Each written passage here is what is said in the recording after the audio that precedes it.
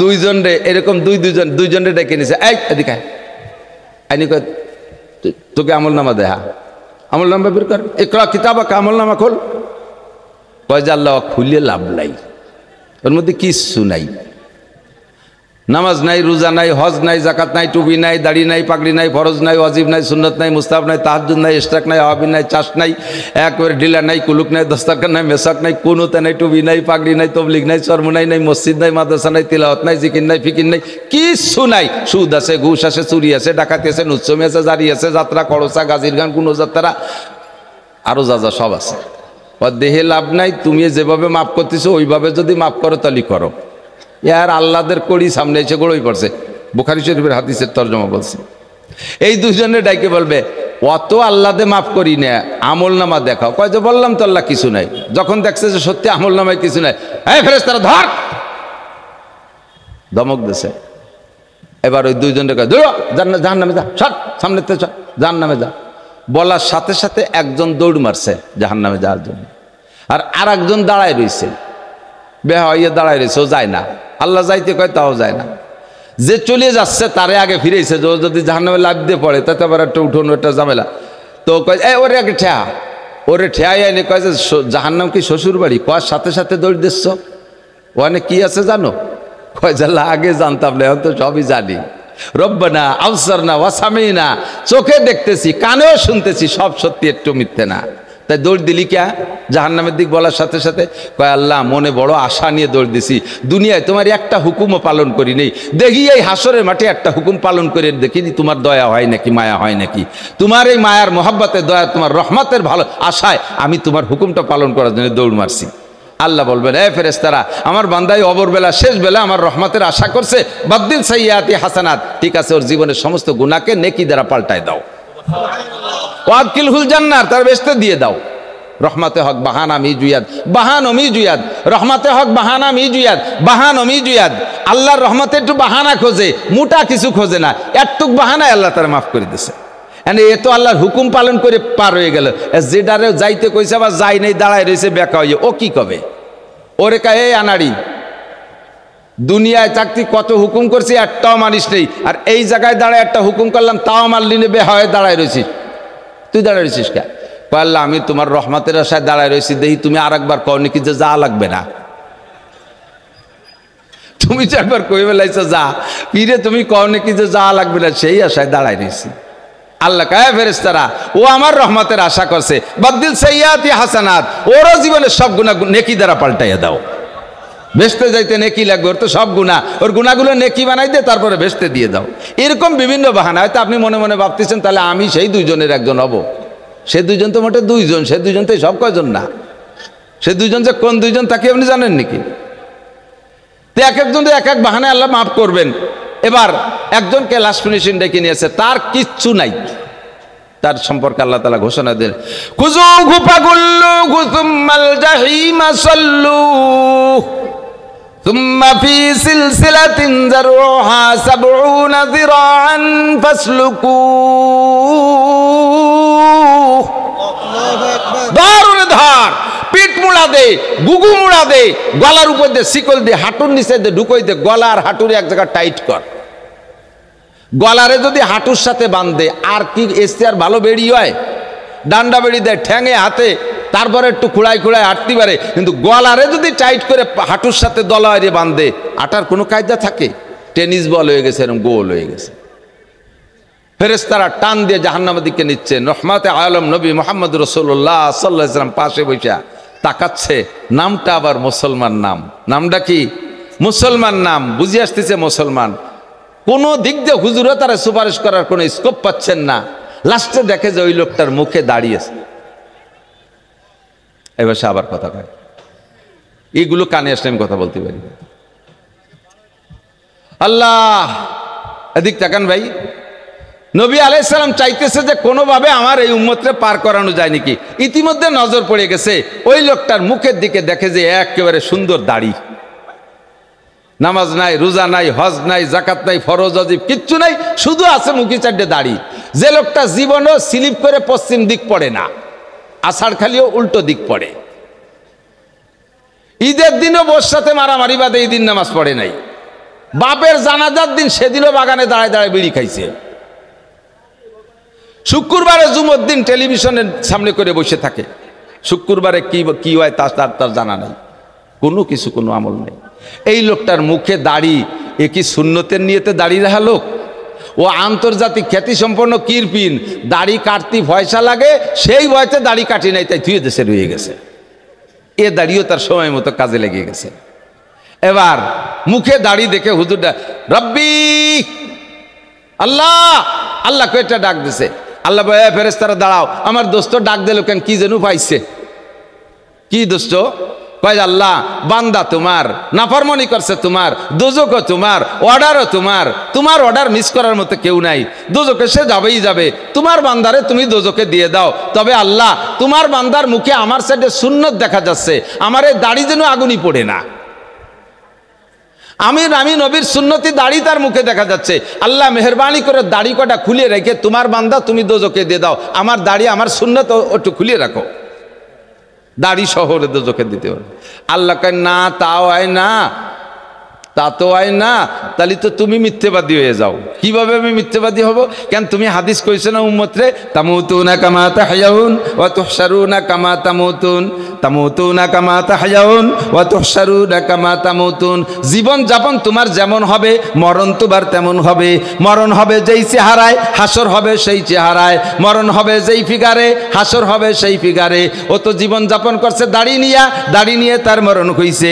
হাসরে যদি তার দাড়ি আর তার বডিরে আলাদা করে ফেলাই, তুমি রসুল মিথ্যেবাদী হয়ে যাও। কাজেই মুখ থেকে দাড়ি সরানো যাবে না। নবী পাক সুযোগ পাইয়া আরো টাইট করে দাঁড়াইলেন, আল্লাহ কোনো মতে আমার সুন্নতি দাড়ি যেন জাহান্নামের মধ্যে না দেখি। তোমার বান্দারে পোড়াই বা জ্বালাইবা, আমারও জায়গা কোনো অভিযোগ নাই। আমার দাড়ি যেন সুন্নতি দাড়ি যেন আগুনে না যায়। এবার আল্লাহ পাক রব্বুল আলামিন বলবেন, হে ফেরেশতারা, দাড়ি যেখানে দাড়িওয়ালাও সেখানে। দাড়ি যেহেতু জাহান্নামে যাবে না, দাড়ি যেহেতু আগুনে পড়বে না, দাড়ি জান্নাতে দিতে হবে। কাজেই দাড়ি যে জায়গা, দাড়িওয়ালাও সেই জায়গা। দাড়ি রসিলে আমার বান্দার সব গুনাহ মাফ করে জান্নাতে দিয়ে দাও। আইম্মায়ে মাসাজিদ, মাদ্রাসার আজিজ আমতোলাবা, প্রাণ প্রিয় দেশবাসী, ভাটিয়াপাড়ার মোড় এটা অত্যন্ত ব্যস্ততম মোড়।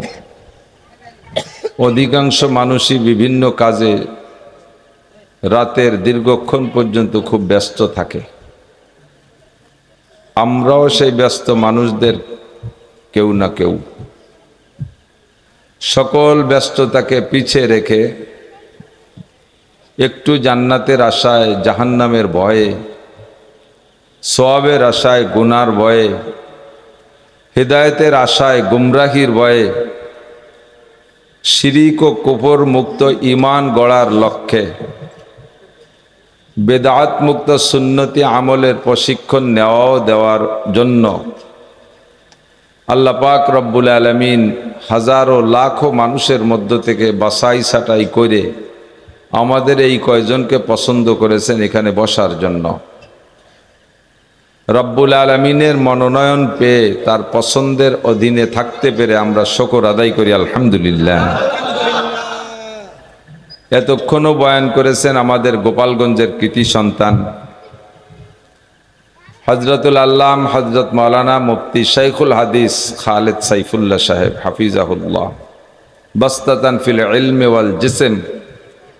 যেমন আল্লাহ তাআলা মানানসই একটা বডি দিয়েছে,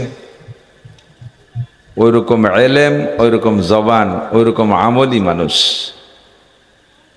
সচরাচর আমরা পাই না। ঢাকায় থাকেন, আমি গ্রামেই থাকি। গ্রাম আমার সুলতান শাহী। আমার গ্রামে আমি একটা মাদ্রাসা আমার মুরব্বীরা করে রেখে গিয়েছেন, আমি তার একটু গাছের গোড়ায় একটু পানি টানি ডালি। আর সারা বাংলাদেশ ফিরিঙ্গির মতো দৌড়ই বেড়াই। তো যত দিক যাই না যাই, সবচাইতে বেশি আসি ভাটিয়াপাড়া।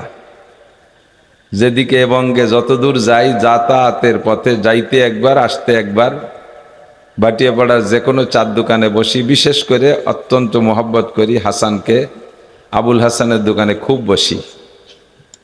বসাবসির ভিতর দিয়ে ও বলতেছে, হুজুর আমাদের এখানে একটা মাহফিল করা দরকার। তো মাদ্রাসার মোহতামিম সাহেব হুজুর জনাব আব্দুল গফফার সাহেব হুজুর, তার চাচা সম্মিলিত পরামর্শ ক্রমে আমাকে যে সময় প্রস্তাব দিয়েছে সেই সময়টা আমার ডায়েরিতে একটুও খালি নাই। বিশেষ করে অক্টোবর, নভেম্বর, ডিসেম্বর, জানুয়ারি, ফেব্রুয়ারি, এপ্রিল পর্যন্ত সব ফিল আপ হয়ে গেছে। অথচ জায়গাটা এত আসি, এত ভালোবাসা, এলাকার মানুষ দেখলে চা কিনে খাইতে দেয় না, দোকানদাররা ফ্রি খাওয়ায়, এদের তো একটা হক আছে। তো এই যে সময়ই মিলে গেল ডায়েরিতে, এই সময়টা হলো আজকে। আমারও কষ্ট লাগতেছে, আমরা তো বড় সুন্দর জায়গায়, উঁচু জায়গায় চেয়ারে বসছি, আমার বিশ্বাস অধিকাংশেরই পাশা ভিজে যাচ্ছে। উল্টো পাল্টারে একবারে পাশ, একবারও পাশ, ঘুরোয় ঘুরোয় সব পাশ ভিজেছেন জায়গায় বসে বসে। তো সুন্দর একটা শুকনো পরিবেশে ওয়াজ শুনলে যে নেকি পাইতেন, আমার বিশ্বাস এই মোটামুটি বসার দিক দিয়ে কিছুটা প্রতিকূল পরিবেশে বসে ওয়াজ শোনার কারণে আল্লাহ তাআলা একটু বেশি নেকি আপনাদেরকে দান করবেন। যেটা আল্লাহর সিস্টেম, অনুকূল পরিবেশে ইবাদত করার চেয়ে প্রতিকূল পরিবেশে ইবাদত করলে আল্লাহ বেশি খুশি হয়। যার কারণে হুজুর আলাইহিস সালাতু ওয়াস সালামের কাছে সাহাবায়ে কিরাম জিজ্ঞেস করেছে, হুজুর আমাদের ইমানের দাম বেশি না আখেরি উম্মতের ইমানের দাম বেশি? আমাদের আমলের দাম বেশি না আখেরি জামানার উম্মতের আমলের দাম বেশি? হুজুর পার্থক্য কাদের আমলের, পার্থক্য কতটুকু, কাদের আমলের দাম বেশি? শুনতেছেন সবাই? আমাদের লাভের বিষয়, কেন শুনবেন না? তো হুজুরের কাছে জিজ্ঞেস করছে, আমাদের ইমানের দাম বেশি না ভাটিপাড়া, কাশিয়ানি, বরাসুর ওই এলাকার মানুষের ইমানের দাম বেশি? আর আমাদের আমলের দাম বেশি নাকি 1400-1500 বছর পরে যারা আসবে তাদের আমলের দাম বেশি? হুজুর বললেন, তোমাদের ইমানের চাইতে আমার আখেরি জামানার ইমানের উম্মতের ইমানের দাম 100 গুণ বেশি। কারণ তোমরা ইমানের মৌসুমে আসো, সিজনে আসো। সিজনে, মৌসুমে, আমাদের এলাকায় সিজন কয়, মৌসুম কয়, বা বতরও কয় না, ফসলের বতর না। বতরে গেলে সব বাড়ি সাইডে ধান পাওয়া যায়। এখন কোনো ধানের বতর না, কোনো বাড়ি উঠোনে ধান পাওয়া বাড়ি কঠিন না, বিশেষ করে ইরি ধান পাওয়াই তো যাবে না। তো সিজনের সময় সব কিছু পাওয়া যায় বেশি। তোমরা আছো ইমানের রমরমা জমজমাট সিজনে। এখন তোমরা আমার চেহারা দেখেই কলেমা পড়ে ফেলাও। তোমরা যা দাবি করো তা আমি আল্লাহর কুদরতে দেখাতে সক্ষম হয়ে যাই। তোমরা বলো আকাশের চাঁদ দ্বিখণ্ডিত করে দেন, আমি আঙ্গুল দিয়ে ইশারা দেই, চাঁদটা ভেঙে 2 ভাগ হয়ে যায়। আবার বলো যে চাঁদটা একটু নামান, আমি আঙ্গুল দিয়ে ইশারা দেই, 2 টুকরা চাঁদ জমিনের উপরে পড়ে যায়। এ দেখলে কে বিশ্বাস না করে, কে ঈমান না আনে? তোমাদের চোখের সামনে, তোমাদের মধ্যে থাইকেই আমি এক রাত্রে মেরাজ ঘুরে আসছি। বাইতুল মুকাদ্দাস গিয়েছি, মদিনায় গেছি, ফিলিস্তিন গিয়েছি, জাবালে হযরত মুসা আলাইহিস সালাতু ওয়াস সালামের জাবালে তুরে গিয়েছি। সব বিস্তারিত তোমাদেরকে আমি বললাম, এক রাতের মধ্যে এত কিছু করছি। এই কিস্সাগুলো সব তোমরা চোখের সামনে দেখতেছো, শুনতেছো। কাজেই তোমাদের ঈমান গ্রহণ করা বড় সহজ। আর যে সময় আমি থাকবো না, এই ঘটনাগুলো কেউ ঘটায় দেখানোর মতো থাকবে না। আমার উলামায়ে কেরাম কিস্সাগুলো পাবলিকের সামনে বলবে, আর তারা বোকার মতো শুনবে আর বিশ্বাস করবে। কাজেই তাদের ঈমান তোমাদের ঈমানের চাইতে আল্লাহর কাছে 100 গুণ বেশি। তোমাদের আমলের চাইতে তাদের আমলের দাম কত বেশি? মান তামাসসাকা বি, আমলে শুধু 100 গুণ বেশি না, আমলের দাম আরো বেশি। হুজুর বলেন, মান তামাসসাকা বি সুন্নতি ইনদা ফাসাদে উম্মতি ফালাহু আজরু মিয়াতি শাহীদ। যে সময় দুনিয়া থেকে সুন্নতগুলো বিলুপ্ত হতে থাকবে উম্মতের অলসতার কারণে, সুন্নত কিন্তু আমাদের থেকে মিটে যাচ্ছে অলসতার কারণে। সুন্নতের বার আমল করা তেমন কঠিন না, খেয়াল করতেছেন সবাই? সুন্নতের বার আমল করা কিন্তু সহজ, বরঞ্চ সুন্নতকে তরক করা কঠিন। বুঝেন নাই কথা? দাড়ি রাখা সুন্নত না কাটা সুন্নত? কবেন না একটু? যে কয়জন রাখছে সেই কয়জন করছে, যারা কাটছে তারা করছে না। কি চালাক দিন! দাড়ি কাটা সুন্নত না রাখা সুন্নত? রাখা গুনাহ না কাটা গুনাহ? রাখতে সহজ না কাটতে সহজ? কাটতে সহজ না রাখতে সহজ? দাড়ি রাখতে সহজ না? রাখছি তো না কাটলি রাহা হয়ে গেল। জমিনটা আবাদ করতে 4-5 খান চাষ দিয়া লাগে, গড় আবাদ করতে কয় চাষ দিয়া লাগে? গড় আবাদ করতে চাষ দিয়া লাগে নাকি? চাষ না দিলেই গড় আবাদ হয়ে যায়, ঠিক না? তো দাড়ি না কাটলেই রাখা হয়ে যায়। কোনো ওজন আছে দাড়িতে? টের পান যারা রাখছেন? কষ্ট হয়? কোনো কষ্ট নেই, বরঞ্চ কাটতে কষ্ট, ঠিক না? দাড়ি কাটে যারা কাটেন তারা তো জানেন কতটুকু কষ্ট হয়। নিজে যদি ভালো অস্ত্র দিয়ে কাটেন তো ভালোই, যদি সেলুনি যাইয়ে কাটান আর আপনি যদি শেষরা পাল্টি হন, সেলুনালারে ভালো পয়সা করি দেন না, একবারও আপনার নতুন ব্লেড দিয়ে চাষবে না। যে ব্লেড দিয়ে চাষতেছে খরাত খরাত খরাত খরাত শব্দ আসছে আর চামড়া সুলার মতো ব্যথা করতেছে। কি এরিস এখন ভালো ব্লেড দরকার, টাকা দেবানে 5টা আবার ভালো ব্লেড। এরে যে ব্লেড দিয়ে দাড়ি চাষতেছে, 3 জনের দাড়ি চাষছে, 2 জনের কানের গাড়ি কাটছে, 5-6 জনের বগল চাইছে, ব্লেডে আল কাটা হয়ে গেছে, তাই দিয়ে ওরে ধরছে, মুখখান লাল হয়ে গেছে চাস্তি চাস্তি। আর এই যে দাড়ি রেখে দিছি, কোনো ব্যথাও নাই কষ্টও নাই, কি আরাম, ঠিক না? আরো আরো অনেক দিক দিয়ে বলতে গেলে অনেক বলা লাগে। আমাদের যাদের দাড়ি আছে নিজের একটা হাত দিয়ে দেখেন তো, পাশের কেউ তার দাড়িতে এরকম একটা হাত দিয়ে দেখেন তো, ফোম স্পঞ্জ করে, কি মজা, ঠিক না? আর এই ফোম যদি কের কোনো জায়গায় ছোঁয়া দেন সেও খুশি হবে। কোয়ানে ছোঁয়া দেবেন তা করছি না, এই দাড়ি যে জায়গায় স্পর্শ করবেন সেও খুশি হবে, ব্যথা পাবে না, ফোম স্পঞ্জ করে, ঠিক না? আর দাড়ি কাটার পরে একদিন পরে একটু একটু আল আগা বেরোয়, ওই মুখ দিয়ে যদি কেউ ডলা ঘষা দেয় তার ছাল চামড়া উঠে যাবে না? তাহলে সুন্নত রাখা, সুন্নত পালনের ভিতরে শান্তি, সুন্নত কি বলা হয়, সুন্নতের ভিতরে কষ্ট নেই, সুন্নত আমলের মধ্যে কষ্ট নেই, বরঞ্চ সুন্নতের তরক করার মধ্যে কষ্ট, ঠিকই না? তো আমাদের থেকে সুন্নতগুলো বিলুপ্ত হয়ে যাচ্ছে নিজেদের অলসতার কারণে। দস্তারখান বিছাই খানা খাই না, মেসক দিয়ে দাঁত মাজি না, ঢিলা কুলুক ব্যবহার করি না, টুপিটা মাথায় পরি না, এগুলো সব অলসতা। তো হুজুর বলেন উম্মতের অলসতার কারণে ধীরে ধীরে সুন্নতগুলো বিলুপ্ত হতে থাকবে। এক, সুন্নত বিলুপ্ত হওয়ার পথ এক হলো উম্মতের অলসতা, কথা বলেন ঠিক কি ঠিক না? বাকি সুন্নতের পর আমল করা সহজ এবং মজা লাগে এবং তৃপ্তি লাগে। আর 2 নম্বর কারণ হলো সুন্নত বিলুপ্ত হওয়ার 2 নম্বর কারণ হলো অমুসলমানদের কথা কয় কারা, এই পোলাপান কথা কইস না। 2 নম্বর সুন্নত বিলুপ্ত হওয়ার কারণ হলো অমুসলমানদের অপষড়যন্ত্র। তারা সুকৌশল করে ষড়যন্ত্র করে আমাদের থেকে সুন্নতগুলো তাড়াই দিচ্ছে। আমরা টুপি পরি, সুন্নত না নফল? টুপি সুন্নাত, বলেন টুপি নবীর সুন্নাত। অনেকে নামাজ পড়তেছে নামাজে টুপি ছাড়া, ভাই টুপি পড়লে কি হয়, টুপি ছাড়া নামাজ হয় না, ফতোয়া দিয়ে দিছে। আবার কথা বলে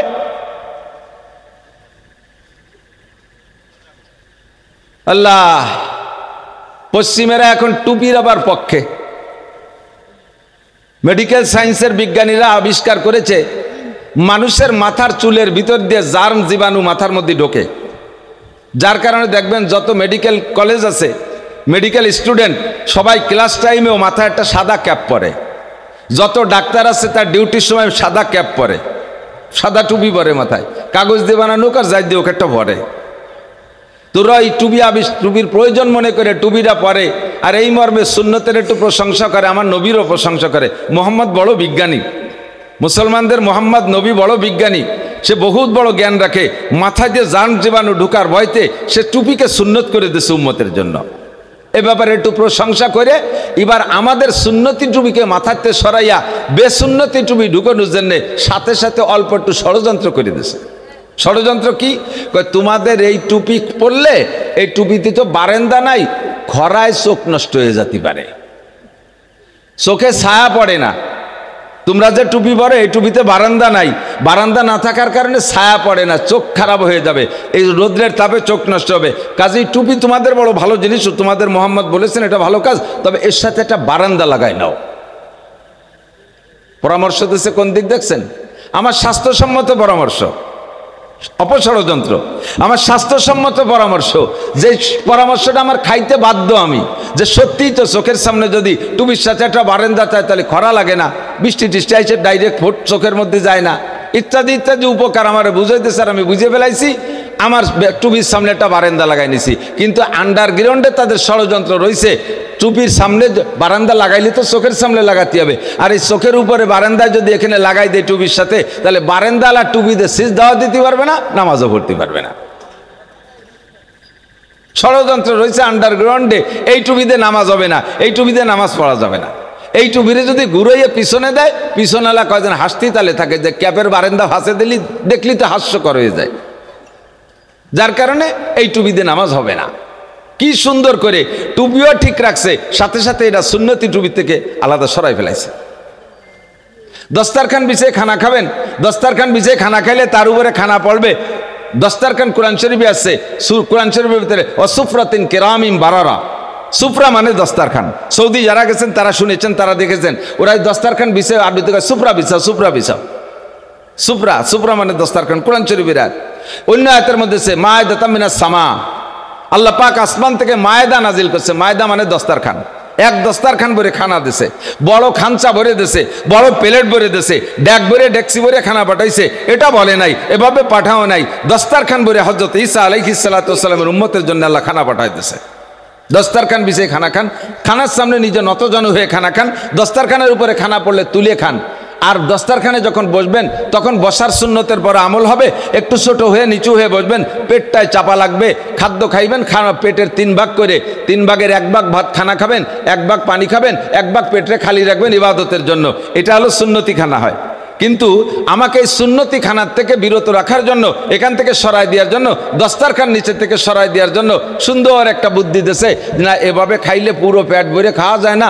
কি পরিমাণ রান্না বান্না করছে, ওইরকম কাজু বাজু যে কুজোয়ে খালি খাবার তো বেশিরভাগই খাইয়ে যে আপনার খাওয়ায় না, পুরো টান টানে সোজা হয়ে বসবেন, টেবিলের পর খাবার রেখে বাঁশের তল্লা বাঁশের সুঙ্গ টান টানে খালি গাদাতি থাকবেন। খাইতেও সুবিধা, মাজায় ব্যথা হবে না, কুজুয়া লাগবে না, বুড়িওয়ালা পেটওয়ালা নিচিয়ালা উঁচুওয়ালা সবাই সোজায় খাতে পারবে। ফাঁকে তল দিতে দস্তারখান সরাই ফেলাই দিছে। মেসাক আমাদের সুন্নাত, মেসাকের ভিতরে হাজারো বরকত। মেসাক দিয়ে রেগুলার দাঁত মাজলে তিক্ত গাছের ডাল দিয়ে 1 নম্বরে দাঁতের উপকার, 2 নম্বরে হজমি শক্তির উপকার, 3 নম্বরে চোখের পাওয়ার বাড়ে, 4 নম্বরে চেহারার নূর বাড়ে। এগুলো হলো আমার বাহ্যিক উপকার। আর নবীর সুন্নতের উপকার হলো, যদি কোনো ব্যক্তি 5 ওয়াক্ত অজুতে মেসাক করে অজু বানায় নামাজ পড়ে, 1 ওয়াক্ত নামাজের বিনিময়ে আল্লাহ তাআলা তাকে 70 ওয়াক্ত নামাজের সওয়াব দান করে। নামাজ পড়বেন, 1 ওয়াক্ত সওয়াব পাবেন 70 ওয়াক্ত নামাজের। এত বড় লাভ আমাকে সেখানে মেসাকের মধ্যে রেখেছে। 2 নম্বর, মেসাকের দ্বারা, মেসাক ব্যবহার করলে আপনার আভ্যন্তরীণ শক্তি বাড়ে।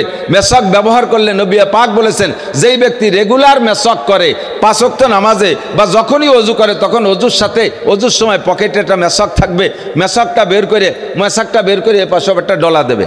3 বার ডলা দেওয়ার সাথে সাথে আল্লাহ পাক তাকে এই মেসাকের আমলের কারণে 100 শহীদের সওয়াব দান করে। মেসাকে কয়শো শহীদ? 100 শহীদের সওয়াব। 3 নম্বর উপকার মেসাকের, সেটা হলো, হুজুর বলেন, যে লোকটা রেগুলার মেসাক করে ওই লোকটার মরণের সময় কলেমা নসিব হবেই হবে। এই বাড়িতে সুবহানাল্লাহ কোন নাই? মরার সময় কলেমা দরকার আছে না নাই? নাকি নৌকো কতি কতি মল্লি পরা জান্নাত, দানের শেষ কইতে কইতে মরলে জান্নাত? হ্যাঁ, কোনো মার্কায় আমাকে জান্নাত দিতে পারবে? একটা মার্কায় আমাকে জান্নাত দেবে, সেটা হলো কলেমার মার্কা। জোরে বলেন, কি মার্কা?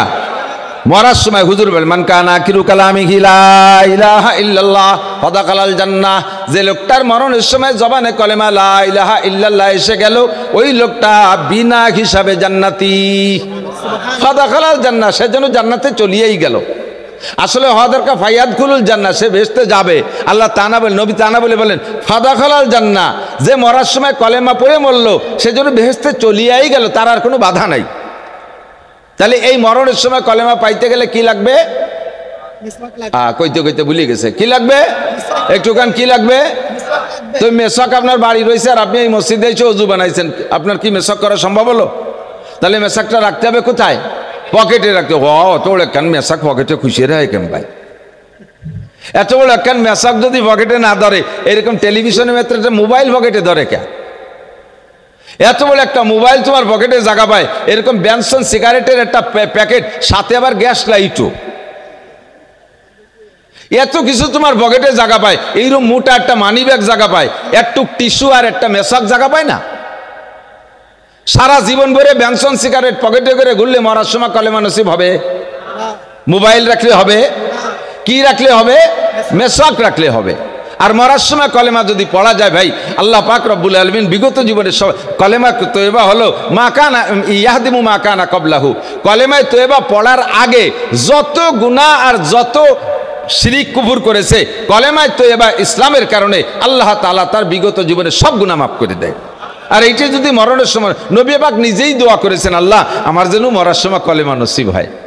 আল্লাহু আকবার। তো নবী পাক যদি কলেমা নসিবের দোয়া করে থাকেন, আমার দরকার আছে না নাই?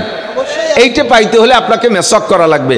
উম্মতকে মেসক থেকে বিরত রেখে আর এই কলেমার ফজিলত থেকে বঞ্চিত রাখার জন্য, নামাজের মর্যাদা 70 গুণ থেকে মাহরুম করার জন্য, আর 100 শহীদের সওয়াব থেকে বঞ্চিত করার জন্য সুন্দর করে তারা আবিষ্কার করেছে ব্রাশ,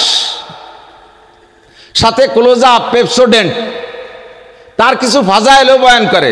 ফাজাইলে তবলিগ শুনছেন না? টেলিভিশনে ফাজাইল বয়ান করে কাগজে এক জাক ডানা কাটা পরি, অর্ধ উলাঙ্গিনী মহিলাদের কোলো জাপে দাঁত বিকসে যে বিস্কি মেরে পড়ে আর বিরাজ দেখা যায়, তাতে যুবক যুবতী বুড়ো বুড়ো সব স্টক করার কায়দা ওগে চেহারা দেখা। আর এই পেপসোডেন্ট আর ক্লোজ আপ আর বিরাজ দিয়ে দাঁত মাজা শিখেই দেওয়ার কারণে এর ফাজাইলে বয়ান করে দিচ্ছে, সেভাবে সবাই তা গ্রান্ট করে নিছে, এমন সুন্দরভাবে বয়ান দিছে যাতে আলেম উলামা পীর মুরিদ সবাই এক কথায় সে কথারে মেনে নিয়ে গেছে, হ্যাঁ সত্যি এটা উপকারী। আর তখনই সব সেই বিরাজ আর পেপসোডেন্টের ভক্ত হয়ে গেছে, অনায়াসে পকেট থেকে মেসকটা বেরোয় চলে গেছে।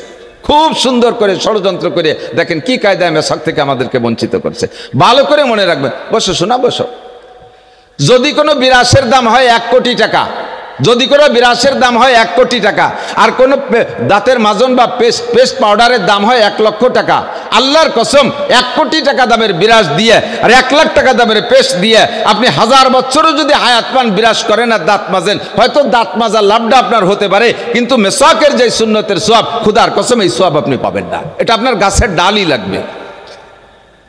ষড়যন্ত্র করে আমার থেকে টুপি সরাই দিয়েছে, ষড়যন্ত্র করে আমারে টেবিলে উঠে দিয়েছে, খানার সময় দস্তারখান থেকে বঞ্চিত, ষড়যন্ত্র করে আমার থেকে মেসক সরাই দিয়েছে। রাতভর বলতে পারবো তাদের ষড়যন্ত্রের শিকার আমরা কি পরিমাণ। সুন্নতের সব সুন্নত আমাদের থেকে সরাই দিয়েছে। নবী আলাইহিস সালাম বলেন, এইরকম মুহূর্তে মান তামাসসাকা বিসুন্নতি ইনদা ফাসাদে উম্মতি ফালাহু আজরু মিয়াতি শাহীদ। যেই সময় একটা সুন্নাত দুনিয়ায় এভাবে বিলুপ্ত হতে থাকবে, তোমরা যদি সুন্নতকে জিন্দা করার উদ্দেশ্যে একটা সুন্নতের পর আমল করো, আল্লাহ পাক তোমাদেরকে 100 শহীদের সওয়াব দান করবে। আমলের পার্থক্য শুনে নাও। আমলের পার্থক্য, ইমানের পার্থক্য বললাম। সাহাবায়ে কিরামের ইমানের চাইতে আখেরি জামানার উম্মতের ইমানের দাম 100 গুণ বেশি। সাহাবায়ে কিরামের আমলের চাইতে আখেরি আপনাদের এই জামানার উম্মতের আমলের দাম কত বেশি? 100 শহীদের সওয়াব। বলেন কত? বাঙালি শহীদ না, বাঙালি শহীদ ওই যে 21শে ফেব্রুয়ারিতে কলা গাছের গলা কেটে গেন্দা ফুলের মালা দেয় শহীদ। ও কটা শহীদ কি শহীদ না? হয়ে গেছে কেউ। ওই কয়েকজন মারা যাওয়ার পরে, মৃত্যুর পরে তৎকালীন ক্ষমতায় যারা ছিল বাংলাদেশের বড় বড় উলামায়ে কিরামদেরকে ডেকে নিয়ে গেছে, নিয়ে বলছে, হুজুর কন্ত আমাকে এই উপলক্ষে যারা মরছে যে ভাষার আন্দোলনে, এরা কি শহীদ কিনা বলেন তো। এখন হুজুররা দ্বিমুখী বিপদে পড়ে গেছে। আমরা তো সব সময় পড়ে যাই, কারণ আমরা বিপদে পড়া, একদিকে আপনাকে কাছ থেকে দান পাট কুষ্টা মুষ্টা চাইল খুদ বাসটাস কালেকশন করা লাগে, আবার হক কথা কোয়া লাগে। হক কথা করতে গেলে আপনাকে গায়ে পড়ে, গায়ে পড়লে আবার বাস কালেকশন করতে গেলে আহিয়ালা বাস দিয়ে দেন। এই যে বিপদে পড়ে যাই আমরা। তখন হুজুররা ওই নেতাকে সামনে যায়, এই কয়েকজন শহীদ কি শহীদ না এই বলতে যে থামিয়ে গেছে, চুপ করে বসে রয়েছে। 1-2 ঘন্টা চলে যাচ্ছে। কন হুজুর কন, তাড়াতাড়ি কন, আমাকে কালকে দিবস পালন করতে হবে। আর হুজুররা কিছু কয় না। হুজুরকে ভয় হলো, যদি শহীদ বলে দেই আর অরিজিনাল শহীদ না হয়, তাই তো ও পাশে যে ডান্ডা বেড়ি খাতি হবে। আর যদি শহীদ না এই কই, তাহলে ইরা আমাকে ধরে ডান্ডা বেড়ি দেবে, জেলে ডুববে। কি অর্ব, কি কব না কব, এগুলো সব হুজুর চুপ করে বসে রয়েছে। তো নেতারা একটু হুজুরকে একজনের সাহায্য করছে। হুজুর, এক নেতা, হুজুর আপনি ভয় পাচ্ছেন কেন? কন কিছু কন। কি কব, আমরা দ্বিমুখী ঝামেলায় আছি। কি আপনাকে ঝামেলা তো বুঝতে পারলাম না। আপনাকে কাছে তো শুনছি যে শহীদের লাশ মাটিতে পচে না, তাই না হুজুর? জি হ্যাঁ, শহীদের লাশ মাটিতে পচে না। তো বলে দেন যে কয়জনের শহীদ বলতেছে ওই কয়জনের কবর খুঁজে দেখ, ওরা তো 3-4 মাস আগে মরছে। যদি লাশ পচে তাহলে শহীদ না, না পচলি শহীদ। কয়ে দেন কয়টা লাশ খুঁজে দেব। হুজুররা লাইন পেয়ে গেছে, হ্যাঁ তাহলে লাশ খুঁজে দেখতে হবে, কবর খুঁজে দেখতে হবে, পচলি শহীদ না আর না পচলি শহীদ। নেতারা আপনারা বাড়ি যান, যা কর দরকার আমরা কয়ে নেবানি। হুজুরকে বাড়ি ফাটাই দিয়ে তারপরে তে শহীদ। বাংলাদেশে অনেক এলাকায় ঘুরবেন, আমাদের 7 পাট বলতে বলতে যাবেন, মাঝে মাঝে দেখবেন সাইনবোর্ডে লেখা আছে শহীদ হরিপদ, শহীদ রমেশ চন্দ্র, রমেশ চন্দ্র কোনোদিন শহীদ হয় না, হরিপদ কোনোদিন শহীদ হয় না। শহীদ হইতে আব্দুর রহমান লাগে, শহীদ হইতে আব্দুর রহিম লাগে, শহীদ হইতে জামাল কামাল লাগে, শহীদ হইতে আব্দুল্লাহ আব্দুল খালেক আব্দুল মালেক লাগে, শহীদ হইতে মুসলমান লাগে, শহীদ হইতে ইমান লাগে। কতক্ষণ? তারপরেও যদি কেউ শহীদ হয়, এই শহীদ আর সাহাবা শহীদ কি এক দরে বিক্রি হবে? ওহুদের বদরের সৈনিক, বদরের যুদ্ধ করেছিলেন 313 জন। কয়জন? 313 জন। তার ভিতরে 299 জন ফিরে আসছে, আর 14 জন ওখানে শাহাদত বরণ করেছে। এই কিছুদিন আগে গিয়েছিলাম, আমার কাছে ছবিতে আছে, বদরি শহীদদের একটা প্লারে বদরি শহীদদের 14 জনের নাম লেখা আছে। আল্লাহু আকবার। ওই 14 জনের নামের পাশে দাঁড়াইছি, আমার মনে হচ্ছে যেন আমি জান্নাতের একটা নতুন স্বাদ উপভোগ করতেছি। বুকটা আমার ঠান্ডা হয়ে আসতেছে, মনে হচ্ছে যেন আমি ওখানে দাঁড়ায় যে দোয়া করবে সেই দোয়া আল্লাহ কবুল করবে। যে কয়জন শহীদ হয়েছে তারা তো শহীদ, আর যে কয়জন বেঁচে ছিলেন, খেয়াল করেন, যে কয়জন বেঁচে ছিলেন তাদেরকে আল্লাহ তাআলা কত সম্মান দিয়েছে। যে বদরি সৈনিক যারা বেঁচে আছে, ফিরে আসছে 299 জন। এই 299 জন যদি বদরের যুদ্ধের পরে মরণকাল পর্যন্ত এক ওয়াক্ত নামাজও না পড়ে, তবুও তাদেরকে গুনাহ লেখা হবে না, তবুও তারা বিনা হিসাবে জান্নাতি। এত সম্মানে সম্মানিত করেছে তাদেরকে। আর সেখানে যারা 14 জন শাহাদত বরণ করেছে, তাহলে এই শহীদের মর্যাদা কত বেশি। ওহুদের প্রান্তরে 70 জন শহীদ শুয়ে আছে, সৈয়দুল শুহাদা, সমস্ত শহীদদের নেতা হামজা রাদিয়াল্লাহু তাআলা আনহু ওখানে শুয়ে আছে। গসিলুল মালাইকা, আরে ভাই এদিক তাকান, আমার বাংলাদেশের যত বড় দামি দামি শহীদ হোক না কেন, কেউরে আকাশে উঠোই নিয়ে ফেরেশতারা গোসল করায় পরে পালকিতে ফাটাই দিচ্ছে, এরকম কোনো দুটি একটা শহীদ আছে নি কোনো আনে? যাকে যাকে শহীদ দিবস তো কতই বানাচ্ছি, দিবস পালন করতেছি, মিনার বানাচ্ছি, কতটা বানাচ্ছি, এক শহীদের ওইরকম পাই নেই। আর ওহুদ প্রান্তে যে 70 জন শাহাদত বরণ করেছে, তার ভিতরে একজন হানজালা রাদিয়াল্লাহু তাআলা আনহু, যার কিসসা শুনেছেন, যাকে ফেরেশতারা আকাশে উঠাই নিয়ে জান্নাতের পানি দিয়ে গোসল করে আবার নিচে নামাই দিয়ে গেছে আছে।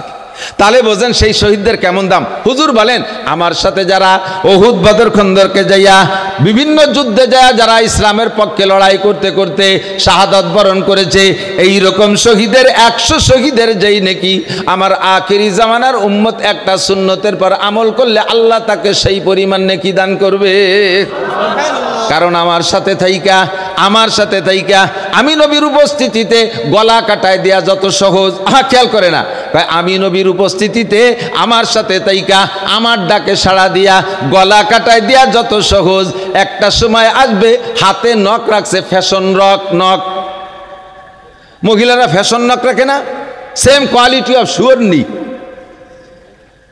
শুয়োরের নখ কাটে সপ্তাহে, শুয়োরে সব শুক্রবারে নখ কাটে না, সোমবারে কাটে, বছরে একবার কাটে, সারা জীবনে কাটে। শুয়োরের নখের মতো লম্বা লম্বা নখ রাখবে। আরে সাহাবায়ে কিরাম, তোমরা আমার সাথে থাইকা গলা কাটায় দিয়া যত সহজ, ওই সময়কার মানুষের হাতের নখ লম্বা রাখছে, এই নখ কাটা অত সহজ হবে না। ওরা নখ কাটতে কইলে দরকারে আত্মহত্যা করবে, তবু নখ কাটবে না। লেখাপড়া বাদ দিয়ে ছেলে মেয়েরা মোবাইল নিয়ে বসে থাকবে, মোবাইলের থেকে ফিরানোর জন্য আব্বা মামা উস্তাদরা যদি প্রেসার দেয়, তাহলে সে আত্মহত্যা করবে, তবু মোবাইল ছাড়তে রাজি না। আরো ওসিয়াত করে যায়, দোস্ত আমি মরার সময় মোবাইলটা কয়বারে দিয়ে দিস, অনেক দিন থাকবানি বসে বসে একা একা কি এরবানি, মাঝে মাঝে তুই নেট ডুয়ে দিস। গোষ্ঠী শুদ্ধ চামড়া চুলি বেলাতে ভাষার বাড়ো ইয়ে ফেরেশতারা নেট দিয়ে দেবে, জানতে যায় বাংলা ক্ষতি পারলাম না, ভালো আস্তাগফিরুল্লাহ। তো এই সময় আমল করা বড় কঠিন, সুন্নতের পর আমল করা বড় কঠিন, কতক্ষণ ঠিক না? ছেলেতে যদি দাড়ি রাখে, আব্বার মুখে দাড়ি নাই, আব্বাই ছেলেরে ব্যঙ্গ করে, এরকম ভালো ভালো আল্লাহওয়ালা আব্বা আছে না? ভালো ভালো আল্লাহওয়ালা আব্বা না, দামড়া আব্বা। ছেলেতে দাড়ি রাখছে, কলেজে পড়ে স্টুডেন্ট, চরমনায় পীর সাহেবের মুরিদ, জামাতে ইসলামের কর্মী, অথবা দাওয়াত তবলিগের সময় লাগাইছে, দাড়ি রেখে বেলাইছে। আব্বাই ছেলের কয়, তুই এই বয়সে দাড়ি রাখছিস, তোর কি দাড়ি রাখার বয়স হয়েছে নাকি? আল্লাহ বলছে যে দাড়ি রাখার বয়স হয়েছে, তাই দাড়ি দিয়েছে, আর ওর আব্বা কয় দাড়ি রাখার বয়স হয়েছে, তাহলে আল্লাহর সাথে মাতুবাজি হচ্ছে না? আল্লাহ তো বুঝে শুনেই দাড়ি দিয়েছে। প্রত্যেকটা মানুষ, আমরা জন্মের সময়, আমরা এখানে যারা জন্ম নিয়েছি নিয়মতান্ত্রিকভাবে, আমাদের জন্মের সময় মাথায় চুল ছিল না? চুল নিয়ে জন্ম নেই, কম থাকুক বেশি থাকুক সবার মাথায় চুল। মাতৃগর্ভে 4 মাসের ভিতরে আমার বডি তৈরি হয় নাই, 4 মাসের মাথায় যে বডি হয়েছে একটুকেরটা, এই একটুক বডিরে আর 4 মাসের ভিতরে একটুক পরিমাণ মতো 2.5-3 কেজি বানাইছে। এর ভিতরে 2.5-3 মাসের ভিতরে আমার মাথায় এত বড় বড় চুলও দিয়ে দিছে। যে আল্লাহ তাআলা মাতৃগর্ভে থাকা অবস্থায় মাথায় এত বড় চুল দিতে পারলেন, ওই আল্লাহ তাআলা মাতৃগর্ভে থাকা অবস্থায় একটু দাড়ি দিতে পারতেন না? অবশ্যই পারতেন। তো দাড়ি না দিয়ে চুল দেশে, চুল দিয়ে দাড়ি দেয় নেই কেন? কয় চুলের মর্যাদা আর দাড়ির মর্যাদা এক না, চুলের মশলা দাড়ির মশলা এক না। চুলের মশলা হলো জন্মের পরে 7ম দিন চাইছে বেলায় দিতে হবে, আর দাড়ির মশলা হলো এ গজানোর পরে আর খুরকেসি লাগানো যাবে না। দাড়ি বলে সম্মানী অঙ্গ। হুজুর বলেন মান কি বলে, যে ব্যক্তি মান আকালা মিন হাজির সাজারাতিল মুনতেনা ফাজাররুহু বিউনুকিহি ওয়ালা তাকুজ বিলিহিয়াতিহি। হুজুর বলেন যে ব্যক্তি দুর্গন্ধযুক্ত জিনিস খাইয়া মসজিদের মধ্যে আসে, হাত্তা লাহসান আল বাসাল, তামুক, জর্দা, বিড়ি, সিগারেট, মদ, গাঁজা, ইয়াবা, ভেঞ্চিলিন, হিরোইন, এমনকি পিঁয়াজ রসুন কাঁচা খাইয়েও যে গন্ধ হয়, এই অবস্থায় যারা মসজিদে আসে, যার রুহু বিউনুকিহি, ওর গলা ধাক্কায় বের করে দাও, ওয়ালা তাকুজ বিলিহিয়াতিহি, ওর দাড়ি ধরবা না। দাড়ি বড় সম্মানী, দাড়িতে হাত দেবা না।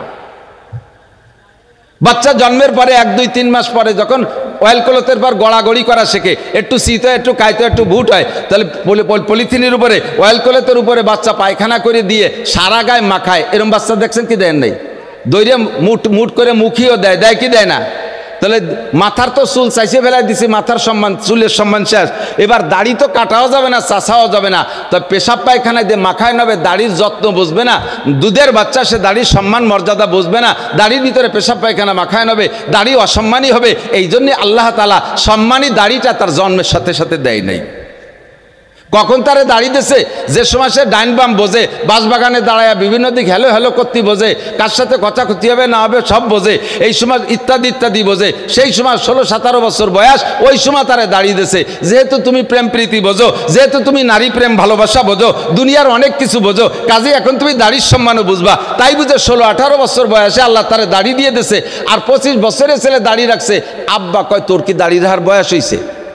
তা আল্লাহ বুঝিয়ে বা সময় মতো দাড়ি দিয়েছে, আর ওর বাপ কয় যে দাড়ি রাখার বয়স হয়নি। তা আল্লাহর চাইতে 1 লাইন বেশি বুঝিয়ে ফেলাইছে না? এই কথা বলার সাথে সাথে বাপ বেঈমান হয়ে যায়। এই মুহূর্তে যেই বাপে দাড়ি রাখে নাই, ছেলেতে দাড়ি রাখলে বাপে যদি ধিক্কার দেয়, তার দাড়ি রাখা সহজ না কঠিন? কঠিন না? কঠিন না তার দাড়ি রাখা? ছেলেতে দাড়ি রাখছে, মাও ছেলেরা ধিক্কার দেয়, তোর আব্বা জো সাবালে গল না, তুই বুড়ো হয়ে গেলি কে? ওর বাপ দাড়ি দেয় না বলে সাবালে গই, তুই বুড়ো হয়ে গেলি কে? এই কথা যদি মাতে কয়, তাহলে ছেলের মুখে দাড়ি রাখা সম্ভব? যুবক স্বামীতে দাড়ি রেখে বেলাইছে, স্ত্রীতে ঠাট্টা করে, তোমার আমার বর চাচার মতো দেয়া যাচ্ছে, দাড়ি রাখছে বলে বর চাচার মতো দেয়া যাচ্ছে। অন্য কোনো তাই না, চুল দাড়ি কিছু পাকে নাই, খালি রাখি বেলাইছে, তাতেই বলে বর চাচার মতো দেয়। তো হুজুর কয় এই সময় সুন্নতের বার আমল করা বড় কঠিন। এই সময় সুন্নতের বার আমল করলে এক একটা সুন্নতের বিনিময়ে আল্লাহ 100 শহীদের সওয়াব দান করবে। জোরে কন্যা সুবহানাল্লাহ। আমার প্রাণ প্রিয় দোস্ত বন্ধু, হাসির ভিতর দিয়ে সব কথাটা আপনি অর্জন করে নেবেন, মূল জিনিসটা আপনি ধরে নেবেন। কিয়ামতের ময়দানে আল্লাহ তাআলা এক এক সময় এক এক রূপ নিয়ে আত্মপ্রকাশ করবেন। একবার আল্লাহ তাআলা গফফার নামের সাথে, গফফার, আপনাকে ইনার নাম তো আব্দুল গফফার, উনি কিন্তু গফফার না। মোতামিম সাহেব কি আব্দুল গফফার, ওই গফফারের বান্দা। ওনারে খালি গফফার করলে কবিরা গুনাহ হবে। কেউ খালি গফফার করে বললে ডাকবেন না। ওনার মুরব্বী যারা আছেন তারা কেউ ওনাকে গফফার করে ডাকবেন না, আব্দুল গফফার। গফফার কার নাম? জোর হলো না? কার নাম গফফার? আর আল্লাহর বান্দা হলো আব্দুল গফফার, ঠিক না? তা আল্লাহ তাআলা গফফার নামের সাথে আত্মপ্রকাশ করবেন। আত্মপ্রকাশ করিয়ে এবার গফফার মানে পরম ক্ষমাশীল, পরম ক্ষমাশীল। যে যেভাবে পারে সালে সুতোয় বাহানায়, হুজুর বলছে না লাস্টে 3টে খেসি মারবে, বেলসা মারিয়ে 3 গেড়োয় লক্ষ লক্ষ কোটি কোটি কে আল্লাহ পার করে দেবে। এইগুলো কারা? এই চিল্লে এই মাদ্রাসার হুজুর রাখো, শিক্ষক রাখো, এর বসে থাকলে বাকে এদিক এদিক। কি বলছি? গফফার নামের সাথে আত্মপ্রকাশ করবেন, বিভিন্ন বাহানায় মাফ করে দেবেন। কন্যা সুবহানাল্লাহ। দুইজন রে এরকম দুইজন রে ডেকে নিছে, এই এদিকে আইনি কয় তোকে আমল নামা দেহা, আমল নামা বের কর, ইকরা কিতাবাকা, আমল নামা খোল। কয় যে আল্লাহ খুলে লাভ নাই, ওর মধ্যে কিচ্ছু নাই। নামাজ নাই, রোজা নাই, হজ নাই, জাকাত নাই, টুপি নাই, দাড়ি নাই, পাগড়ি নাই, ফরজ নাই, ওয়াজিব নাই, সুন্নত নাই, মুস্তাহাব নাই, তাহাজ্জুদ নাই, ইশরাক নাই, আওয়াবিন নাই, চাষ নাই, একবারে ঢিলা নাই, কুলুক নাই, দস্তারখান নাই, মেসাক নাই, কুনুতে নাই, টুপি নাই, পাগড়ি নাই, তবলিগ নাই, চরমুনাই নাই, মসজিদ নাই, মাদ্রাসা নাই, তিলাওয়াত নাই, জিকির নাই, ফিকির নাই, কিচ্ছু নাই। সুদ আছে, ঘুষ আছে, চুরি আছে, ডাকাতি আছে, নুচ্ছমি আছে, জারি আছে, যাত্রা, খরচা, গাজির গান, গুণযাত্রা, আরো যা যা সব আছে। দেহে লাভ নাই, তুমি যেভাবে মাফ করতেছো ওইভাবে যদি মাফ করো তাহলে করো। ইয়ার আল্লাহদের কড়ি সামনে এসে গড়ই পড়ছে। বুখারী শরীফের হাদিসের তরজমা বলছে। এই দুজনে ডাইকে বলবে অত আল্লাহদে মাফ করি না, আমল নামা দেখাও। কয় যে বললাম তো আল্লাহ কিছু নাই। যখন দেখছে যে সত্যি আমল নামায় কিছু নাই, এই ফেরেশতারা ধর, ধমক দিছে। এবার ওই দুইজনে কয় দৌড়, জাহান্নামে যা, সর সামনে তে চল, জাহান্নামে যা। বলার সাথে সাথে একজন দৌড় মারছে জাহান্নামে যাওয়ার জন্য, আর আরেকজন দাঁড়ায় রয়েছে, বেহা হইয়া দাঁড়ায় রয়েছে, ও যায় না। আল্লাহ যাইতে কয় তাও যায় না। যে চলে যাচ্ছে তারে আগে ফিরেছে, যে ও যদি জাহান্নামে লাফ দিয়ে পড়ে তাতে আবার একটা উঠোন, একটা ঝামেলা। তো কয় এই ওরে আগে ঠেয়া, ওরে ঠেয়াই আইনে কয় যে জাহান্নাম কি শ্বশুর বাড়ি? কয়ার সাথে সাথে দৌড় দিচ্ছ, ওখানে কি আছে জানো? কয় যে আগে জানতাম না, এখন তো সবই জানি। রব্বানা আবসারনা ওয়া সামিনা, চোখে দেখতেছি, কানেও শুনতেছি, সব সত্যি, একটু মিথ্যে না। তাই দৌড় দিলি কে জাহান্নামের দিক বলার সাথে সাথে? কয় আল্লাহ মনে বড় আশা নিয়ে দৌড় দিছি, দুনিয়ায় তোমার একটা হুকুমও পালন করি নেই, দেখি এই হাসরের মাঠে একটা হুকুম পালন করে দেখিনি, তোমার দয়া হয় নাকি, মায়া হয় নাকি। তোমার এই মায়ার মোহাব্বতের দয়া, তোমার রহমতের ভালো আশায় আমি তোমার হুকুমটা পালন করার জন্য দৌড় মারছি। আল্লাহ বলবেন এ ফেরেশতারা, আমার বান্দাই অবরবেলা শেষ বেলা আমার রহমতের আশা করছে, বাদদিল সাইয়াতি হাসানাত, ঠিক আছে, ওর জীবনের সমস্ত গুনাহকে নেকি দ্বারা পাল্টায় দাও। ওয়াদকিলহুল জান্নাত, তার বেহেশতে দিয়ে দাও। রহমতে হক বাহানা মিজুয়াদ, বাহান মিজুয়াদ, রহমতে হক বাহানা মিজুয়াদ, বাহান মিজুয়াদ। আল্লাহর রহমতে একটু বাহানা খোঁজে, মোটা কিছু খোঁজে না, একটুক বাহানায় আল্লাহ তারা মাফ করে দিছে। এ তো আল্লাহর হুকুম পালন করে পার হয়ে গেল, যেটারে যাইতে কইছে আবার যাই নেই, দাঁড়ায় রয়েছে বেকা হয়ে, ও কি কবে? ওরে কা এই আনাড়ি, দুনিয়ায় চাকরি কত হুকুম করছি, একটাও মানিস নেই, আর এই জায়গায় দাঁড়ায় একটা হুকুম করলাম তাও মানলি নে, বেহা হয়ে দাঁড়ায় রয়েছিস। তুই দাঁড়ায় রয়েছিস কে? আল্লাহ আমি তোমার রহমতের আশায় দাঁড়ায় রয়েছি, দেখি তুমি আর একবার কও নাকি যে যা লাগবে না। তুমি যে একবার কই বেলাইছো যা, পীরে তুমি কও নাকি যে যা লাগবে না, সেই আশায় দাঁড়ায় রয়েছি। আল্লাহ কায় ফেরেশতারা, ও আমার রহমতের আশা করছে, বাদদিল সাইয়াতি হাসানাত, ওরও জীবনের সব গুনাহ নেকি দ্বারা পাল্টাইয়া দাও। বেহেশতে যাইতে নেকি লাগবে, ওর তো সব গুনাহ, ওর গুনাহগুলো নেকি বানাই দে, তারপরে বেহেশতে দিয়ে দাও। এরকম বিভিন্ন বাহানা। হয়তো আপনি মনে মনে ভাবতেছেন তাহলে আমি সেই দুইজনের একজন হব। সে দুইজন তো মোটে দুইজন, সে দুইজন তো সব কয়জন না। সে দুইজন যে কোন দুইজন তাকে আপনি জানেন নাকি? তো এক একজন এক এক বাহানায় আল্লাহ মাফ করবেন। এবার একজনকে লাস্ট ফিনিশিং ডেকে নিয়েছে, তার কিচ্ছু নাই, তার সম্পর্কে আল্লাহ তাআলা ঘোষণা দেন, খুযুহু ফাগুল্লুহু সুম্মাল জাহিমা সাল্লু সুম্মা ফি সিলসিলাতিন যারউহা ৭০ যিরাআন ফাসলুকু। দারুনে ধার, পিঠ মুড়া দে, গুগু মুড়া দে, গলার উপর দে শিকল দে, হাঁটুর নিচে দে ঢুকই দে, গলা আর হাঁটুরে এক জায়গা টাইট কর। গলারে যদি হাঁটুর সাথে বাঁধে আর কি এসে আর ভালো বেড়ি হয়? ডান্ডা বেড়ি দেয় ঠ্যাঙে হাতে, তারপরে একটু খুঁড়াই খুঁড়াই হাঁটতে পারে, কিন্তু গলারে যদি টাইট করে হাঁটুর সাথে দলারে বাঁধে, আটার কোনো কায়দা থাকে? টেনিস বল হয়ে গেছে, এরকম গোল হয়ে গেছে। ফেরেশতারা টান দিয়ে জাহান্নামের দিকে নিচ্ছে। রহমতে আলম নবী মুহাম্মদ রাসূলুল্লাহ সাল্লাল্লাহু আলাইহি ওয়াসাল্লাম পাশে বসে তাকাচ্ছে। নামটা আবার মুসলমান নাম। নামটা কি? মুসলমান নাম। বুঝে আসতেছে মুসলমান। কোনো দিক দিয়ে হুজুরও তারা সুপারিশ করার কোনো স্কোপ পাচ্ছেন না। লাস্টে দেখে যে ওই লোকটার মুখে দাঁড়িয়েছে। এবার সে আবার কথা কয়, এইগুলো কানে আসলে আমি কথা বলতে পারি। আল্লাহ, এদিক তাকান ভাই। নবী আলাইহিস সালাম চাইতেছে যে কোনোভাবে আমার এই উম্মতরে পার করানো যায় নাকি। ইতিমধ্যে নজর পড়ে গেছে ওই লোকটার মুখের দিকে, দেখে যে একেবারে সুন্দর দাড়ি, নামাজ নাই, রোজা নাই, হজ নাই, জাকাত নাই, ফরজ ওয়াজিব কিচ্ছু নাই, শুধু আছে মুখে চারটে দাড়ি। যে লোকটা জীবনেও স্লিপ করে পশ্চিম দিক পড়ে না, আষাঢ় খালিও উল্টো দিক পড়ে, ঈদের দিনও বোর সাথে মারামারি বাদে এই দিন নামাজ পড়ে নাই, বাপের জানাজার দিন সেদিনও বাগানে দাঁড়ায় দাঁড়ায় বিড়ি খাইছে, শুক্রবারে জুমার দিন টেলিভিশনের সামনে করে বসে থাকে, শুক্রবারে কি হয় তার জানা নাই, কোনো কিছু, কোনো আমল নেই। এই লোকটার মুখে দাড়ি, এ কি সুন্নতের নিয়তে দাড়ি রাখা লোক? ও আন্তর্জাতিক খ্যাতিসম্পন্ন কিরপিন, দাড়ি কাটতে পয়সা লাগে, সেই ভয়তে দাড়ি কাটি নাই, তাই তুই দেশে রয়ে গেছে। এ দাড়িও তার সময় মতো কাজে লেগে গেছে। এবার মুখে দাড়ি দেখে হুজুরটা রব্বি আল্লাহ আল্লাহ কয়েকটা ডাক দিছে। আল্লাহ ফেরেশতারা দাঁড়াও, আমার দোস্ত ডাক দিল কেন, কি যেন পাইছে। কি দোস্ত? কয় আল্লাহ বান্দা তোমার নাফরমানি করছে, তোমার দোজকও তোমার, অর্ডারও তোমার, তোমার অর্ডার মিস করার মতো কেউ নাই।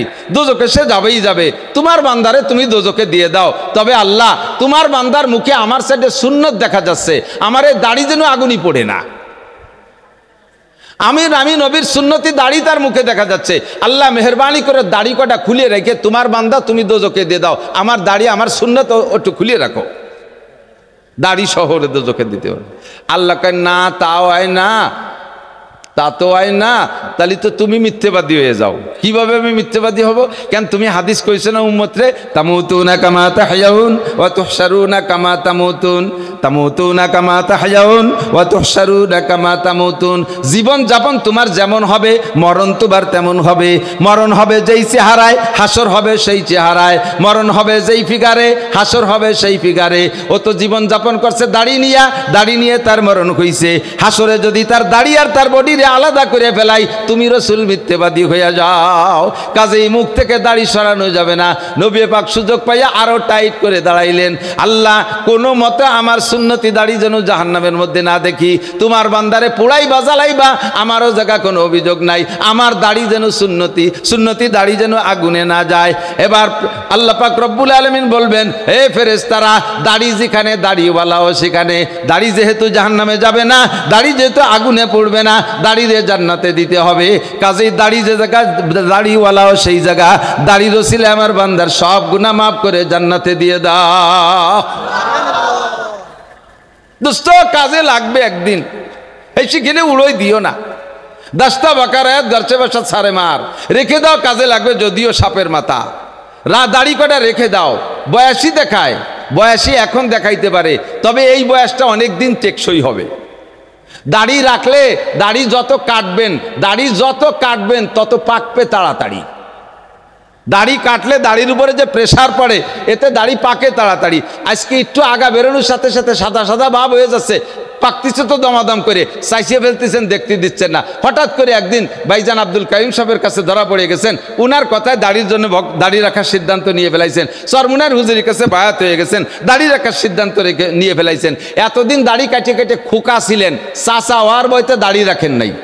দাড়ি রাখলে চাচা কয়, বৌতিও চাচা কয়। যেই বইতে চাচা হওয়ার বইতে দাড়ি রাখেন নাই, আজকে হঠাৎ করে দাড়ি রাখিয়ে ফেলাইছেন, আর চাচা হওয়ার সুযোগ পাবেন না, 100টে দাদা হয়ে যাবেন। ফকাফক সাদা দাড়ি, সাদা দাড়ি মুখিতে বেরোয় পড়ছে, আর চাচা ক্লাসটা আপনি পার করতে ওই 100টে পার হয়ে গেছে, চলে গেছেন, 100টে দাদা হয়ে চলে যাবেন।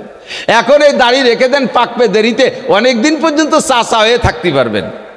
খুকার থেকে একটানে চলে যাবেন। বাকি দাড়ি রাখার ভিতরে সম্মানও পাওয়া যায়, দাড়ি কাটার ভিতরে অসম্মানী। কথা বলেন, একবার বয়স 50, এ ভাই দাড়ি রাখে না, প্যান্ট শার্ট টাইকট পরে একেবারে ইয়াং সাজিয়েছে। আর একবার বয়স 25, আপন দুই ভাইয়ের মধ্যে এরকম বয়সের পার্থক্য হয় না।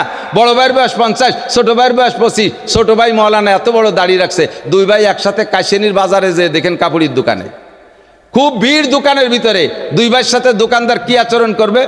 বড়জন রে তো যুবক দেখা যাচ্ছে, অল্প বয়সী মনে হচ্ছে। দোকানদার বড়জন রে কয়, ছেলে পেলে সরিয়ে দাঁড়াও। আর ছোট ভাইরে কয়, কাকা আপনি চেয়ারে বসেন। বড় ভাইয়ের বয়স 50, তারে ধাক্কায় কয়, এই ছেলেরা নিচেই দাঁড়া। আর ছোট ভাইয়ের বয়স 25, তারে দাড়ির ওসিলায় সম্মান দিয়ে চেয়ারে বসায় দেয়। দুনিয়াও যেমন আখেরাতে এরকমই হবে ইনশাআল্লাহ। চারটে দাড়ি রাখা যাবে না। দাড়ি ইমানের ঢাল, আইসে গেছে একটু কয়ে যায়, তারপরে ওয়াজের দিকে যাবে, এখনো যাই নেই ওয়াজের দিক। খেয়াল করেন, দাড়ি হলো ইমানের ঢাল, প্রত্যেকটা সুন্নত ইমানের ঢাল। ইমানের ঢাল বোঝেন না? ইমানকে পাহারা দেওয়ার জন্য যে বেড়া বা ঢাল, এইটা হলো দাড়ি। 1 নম্বরে দাড়ি। আপনার দাড়ি কাটা অবস্থায় মুখ দিয়ে যে কথা বলতে পারবেন, আমার বিশ্বাস দাড়ি রাখার পরে সেই সব কথা মুখ দিয়ে বলা যায় না। দাড়ি কাটার অবস্থায় যে গুনাহ করতে পারেন, দাড়ি রাখার পরে সেই গুনাহ আপনি করতে পারবেন না, বিবেকে বাধা দেবে। দাড়িতে আপনারা ঠেকাবে।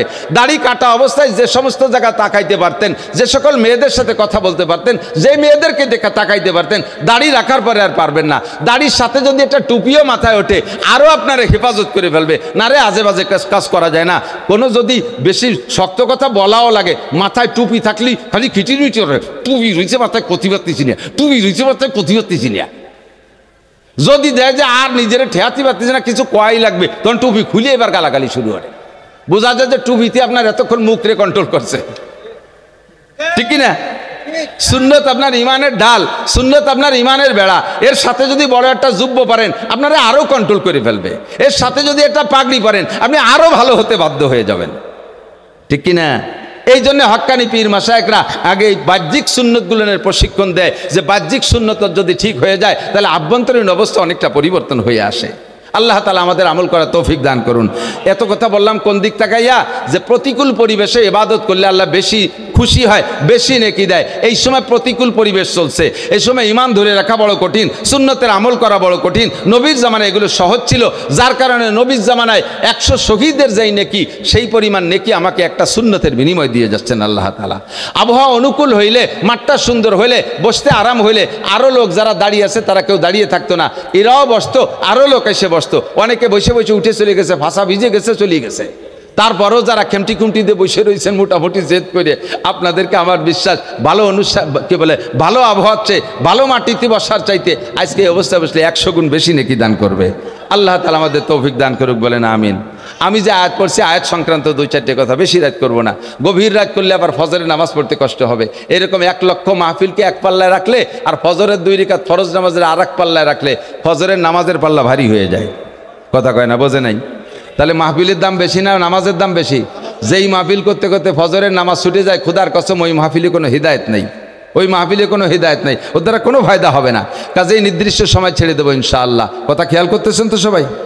খেয়াল করবেন তো ইনশাআল্লাহ? যা বলবো সামনে অল্পক্ষণের ভিতরে ইনশাআল্লাহ দোয়া করে দেবো। ভয় নাই, খুব জরুরি কয়েকটা কথা আমি কোরআন শরীফ থেকে নিয়ে আসছি।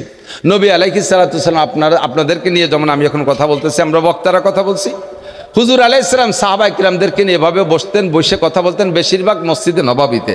মদিনায় যাওয়ার পরে মক্কায় থাকাকালে মক্কায় কাবার চত্বরে বসার সুযোগ দিত না। আবু জাহেল, আবু লাহাব, উতবা, সাইবা, ওলীদ ইবনে মুগীরা, এই বড় বড় লিডাররা হুজুরকে মাঠে বসতে দিতেন না। হযরত আরকাম রাদিয়াল্লাহু তাআলা আনহুর বাড়ি হুজুর বসতেন, সেখানে বসে ছাত্রদেরকে পড়াইতেন। মদিনায় যে হুজুর মসজিদে নববীতে স্বাধীন মনে বয়ান করতেন। আবার কখনো কখনো কারেন্ট তো নাই, সে সময় তো কারেন্ট ছিল না, গরমের সময় ভিতরে যদি গরম লাগে হুজুর পাহাড়ের ছায়ায়, পাহাড় ছিল উঁচু উঁচু, পাহাড়ের পাদদেশে ছায়ায় যাইয়া সাহাবায়ে কিরামদেরকে নিয়ে আসরের পরে বসে ছায়া জায়গা বসে বসে কিছু বয়ান করতেন। কি হলো, বৃষ্টি নামতেছে? বাপরে বাপ, মেঘ ডাক দিছে তাই এই অবস্থা। হরিণীর মতো, হরিণ এত সতর্ক প্রাণী, ওর পেটের মধ্যেও যদি ডাক দিয়ে ওঠে মনে করছে বাঘের শব্দ নাকি, ঠুয়োটা 3-4 মাইল দৌড়ে ফেলে। উম্মত হজের মাঠে হরিণীর চাইতে সতর্ক, ডাক দিছে মেঘে নিজের পেটের মধ্যে গুড়ুম গুড়ুম করে উঠছে। আরে ভাই, যতটুকু ঘর আছে আর আমরা যে কয়জন মানুষ ভিতরে ইনশাল্লাহ বসতে পারবো, ভিতরে অসুবিধা নাই, ঠিক আছে না? সংক্ষিপ্ত কথা চলে আসছি। তো হুজুর আলাইহিস সালাতু ওয়াস সালাম সাহাবায়ে কিরামদেরকে নিয়ে বয়ান করতেছেন। এই বয়ানের ভিতরে যে মেঘের আওয়াজ না, এই আওয়াজ টের পাচ্ছি। আওয়াজটা কোন জায়গার থেকে আসতেছে? আকাশে মেঘের থেকে আওয়াজ না, এই আওয়াজ একরকম আওয়াজ। ট্রাকের টায়ার বাস চলে আর এক রকম আওয়াজ, টিনি টিনি বাড়ি দিলে আলাদা রকম আওয়াজ, কাঠে কাঠে বাড়ি দিলে আলাদা আওয়াজ, ঠিক কি ঠিক না? প্রত্যেক আওয়াজ আলাদা আলাদা রকম। তো আজকে একটা আওয়াজ আসছে মাটির নিচ থেকে, এই আওয়াজটা কেউ কোনোদিন এরকম আওয়াজ শোনে নাই। নতুন আওয়াজ শুনে সাহাবায়ে কিরাম মাটির নিচ থেকে আওয়াজ সব আচমকা খেয়ে গেছে। হুজুর আলাইহিস সালাতু ওয়াস সালাম জিম ধরে গেছেন। চতুর্দিক থেকে মদিনার মানুষ হুজুরের দিকে আসতেছে, হুজুর নিচের থেকে আওয়াজ, তাকে ইসরাফিল আলাইহিস সালাম সিংহায় ফু দিল, কিয়ামত হবে নাকি, এইগুলো হুজুর জিম ধরে গেছে। মদিনাওয়ালারা ভয় পেয়ে দৌড়িয়ে আসতেছে। হুজুর চক্ষু বন্ধ করে কিছুক্ষণ থাকার পরে সাহাবায়ে কিরাম বললেন, আইয়ু সাউতিন হাজি ইয়া রাসূলুল্লাহ, হুজুর এটা কিসের আওয়াজ? হুজুর বললেন, এটা একটা নতুন আওয়াজ। কিসের আওয়াজ? কয় যে আল্লাহ পাক রব্বুল আলামিন জাহান্নামকে পরিপূর্ণ উত্তপ্ত করে কমপ্লিট করে এবার জাহান্নামের উপরের থেকে একটা পাথর ছেড়েছিলেন। যেদিন জাহান্নাম কমপ্লিট হয়ে গেছে সেই দিন একটা পাথর ছাড়ছে, ওই পাথরটা আজকে জাহান্নামের তলদেশে গিয়ে পড়ছে। বোঝেন নাই? তাহলে হুজুর এই পাথরটা ওজন কতটুক? হুজুর বলেন জিবরাইল আমাকে জানাই দিছে, এই পাথরটা যদি জমিনের উপরে রাখা হয় আর সারা পৃথিবীর সমস্ত মানুষ যদি একসাথে এই পাথরটার উঁচা করার চেষ্টা করে, তাহলে মাটির থেকে 1 আঙ্গুল পরিমাণ উঁচু করতে পারবে। এত ভারী পাথর জাহান্নামের উপরে থেকে ছাড়ছে, আর সেই পাথরটা আজকে যে নিচে পড়ছে, কত লক্ষ কোটি বছর আগে ছাড়ছে আল্লাহই ভালো জানে। আর আজকে নিচে যে পড়ছে সেখান থেকে একটা শব্দ আছে, এই শব্দটা সেই শব্দ। তাহলে অনুমান করেন জাহান্নাম কত গভীর। সাহাবায়ে কেরাম শুনিয়ে তাদের তো দিল নরম, কান্নাকাটি শুরু করে দিয়েছে। হুজুর তাহলে জাহান্নামের এই গভীর, এত গভীর জাহান্নাম, জাহান্নামের উপরে যারা থাকবে ভাসমান, তারা কোনো না কোনো ভালো মানুষের নজরে পড়বে, হক্কানি উলামায়ে কেরামের নজরে পড়বে, পীর মাশায়েখদের নজরে পড়বে, জান্নাতি প্রথম কাতারের মানুষের নজরে পড়বে, নবী রাসূলদের নজরে পড়বে, সুপারিশ করে তারা তাদেরকে জান্নাতে নিয়ে যাবে। যে মানুষগুলো এত গভীরে থাকবে তারা তো সচরাচর ভালো মানুষের নজরে পড়বে না। এই মানুষগুলোর কি উপায় হবে? তারা এত নিচেই থাকবে, হুজুর বললেন তাদের সুপারিশ করার কেউ থাকবে না। সাহাবায়ে কেরাম পাগল হয়ে গেছে, হুজুর তাহলে এত গভীরে কারা থাকবে? হুজুর একটু কান, আমরা কি অত নিচেই থাকবো নাকি? হুজুর বলেন লা তাহজানু ওয়ালা তাখাফু, তোমরা টেনশন করো না, তোমরা ভয় পেও না, ওই জায়গা থাকার মানুষ আছে আলাদা। কয় তারা কারা? হুজুর বললেন, কোরআন শরীফের আয়াত পড়ে শুনে দিলেন, ইন্নাল মুনাফিকিনা ফিদ দারকিল আসফালি মিনান নার। কাফেররাও অত তলে থাকবে না, কাফেররাও তো নিচেই থাকবে না, কাফেররাও মাঝখানে থাকবে, কাফেররা অন্য জাহান্নামে থাকবে। আর মোমেন যারা জাহান্নামে যাবে তারা ভাসমান উপরে উপরে থাকবে। হক্কানি পীর মাশায়েখ শহীদরা উলামায়ে কেরামরা সুপারিশ করে হাজার হাজার মানুষকে জান্নাতে নিয়ে যাবে। কিন্তু জাহান্নামের এই গভীর তলদেশে থাকবে যারা, তারা হলো আমার উম্মতের মধ্যে যারা মুনাফিক। সাহাবায়ে কেরাম এবার পাগল হয়ে গেছে, হুজুর তাড়াতাড়ি বলেন মুনাফিক কারা? আনাহনু মুনাফিকিন, আমরা কি মুনাফিকদের দলভুক্ত নাকি একটু বলেন। হুজুর মুনাফিকের আলামত কি, মুনাফিক চিনার উপায় কি? হুজুর বলেন আয়াতুল মুনাফিকে সালাসা, এই কথাটাই সকলের স্মরণীয়, একটু নড়বেন না। হুজুর বলেন মুনাফিকের আলামত 3টা, এই হাদিসের মধ্যে বলেন মুনাফিকের আলামত 3টা। বলেন তো মুনাফিক থাকবে কোন জায়গায়? জাহান্নামের সবচাইতে তলদেশে। জাহান্নামের তলদেশ কত গভীরে একটু আন্দাজ করছেন? ওই পাথরটা যেই আজকে মাত্র পড়লো, সেখানে লক্ষ লক্ষ কোটি কোটি বছর পরে এত ভারী পাথর যেই জায়গা গেছে, সেই জায়গাটা জাহান্নামের কত তলদেশ, ওই জায়গা পড়ে থাকবে মুনাফিকরা। হুজুর বলেন মুনাফিকের আলামত 3টা। 1 নম্বর এই যা হাদ্দাসা কাযাবা, মুনাফিক কথায় কথায় মিথ্যা কথা বলে।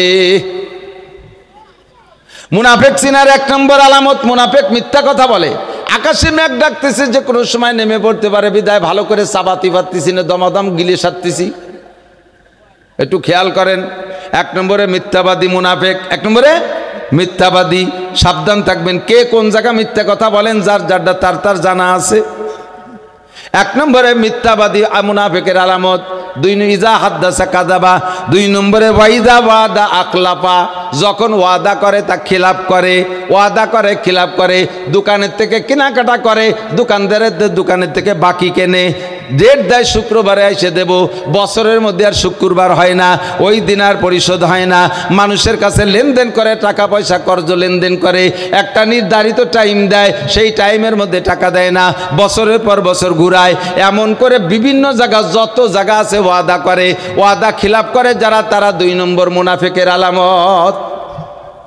3 নম্বর হুজুর বলেন ওয়াইদা তুমিনা খান, মুনাফিকের 3 নম্বর আলামত হলো মুনাফিকের কাছে কিছু আমানত রাখলে তা খেয়ানত করে। মেম্বার ওয়ার্ডের আমানত খেয়ানত করে, জনগণের টোন মারে, মন মারে, ভিজিএফ কাট মারে, তাদের বিভিন্ন সুযোগ সুবিধা মাইরা দেয়, আমানতের খেয়ানত করে। মেম্বার সাহেব ইউনিয়নের আমানতের ইউনিয়নের খেয়ানত করে চেয়ারম্যান সাহেব, সিটের আমানতের খেয়ানত করে এমপি সাহেব, মন্ত্রণালয়ের আমানতের খেয়ানত করে মন্ত্রী মহোদয়, প্রাইম মিনিস্টার দেশের আমানতের খেয়ানত করে, প্রেসিডেন্ট দেশের আমানতের খেয়ানত করে। আরে যারা যে জায়গা আছে, স্কুলের প্রধান শিক্ষক স্কুলের আমানতের খেয়ানত করে, কলেজের প্রধান শিক্ষক কেশিয়ার যে কলেজের আমানতের খেয়ানত করে। যারাই আমানতের খেয়ানত করে তারাই মুনাফিক। মসজিদের কেশিয়ার মসজিদের ক্যাশ মারিয়ে দেয়, যে টাকা উম্মতে জানে না ওনার কাছে কালেকশনে আসছে, মানুষে না জানলে সেইটা তিনার হইয়া যায়। মাদ্রাসার বড় হুজুর, মাদ্রাসার মুহতামিম মাদ্রাসার টাকা মাইরে দেয়। কোন জায়গা থেকে কিভাবে তার কাছে আসে জনগণ জানে না। দেনেওয়ালা আর আল্লাহ আর কালেক্টর দুইজনে জানে।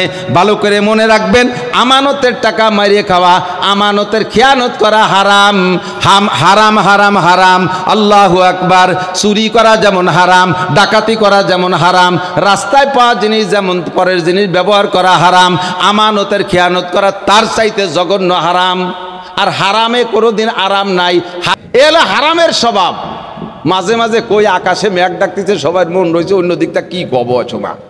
তারপরে না করবেন, এই বিশ্বরোড যখন প্রথম হয়, দূরের থেকে তাকাইলে মনে হতো যেন পানি ডালা, ঠিক না? রোদ্রের সময় দিনের বেলা এত সমতার এত সুন্দর সমান ছিল, দূরে থেকে পানি ডালার মতো মনে হয়। আর এই রাস্তা বানাইতে 4-5 বছর লাগছে না।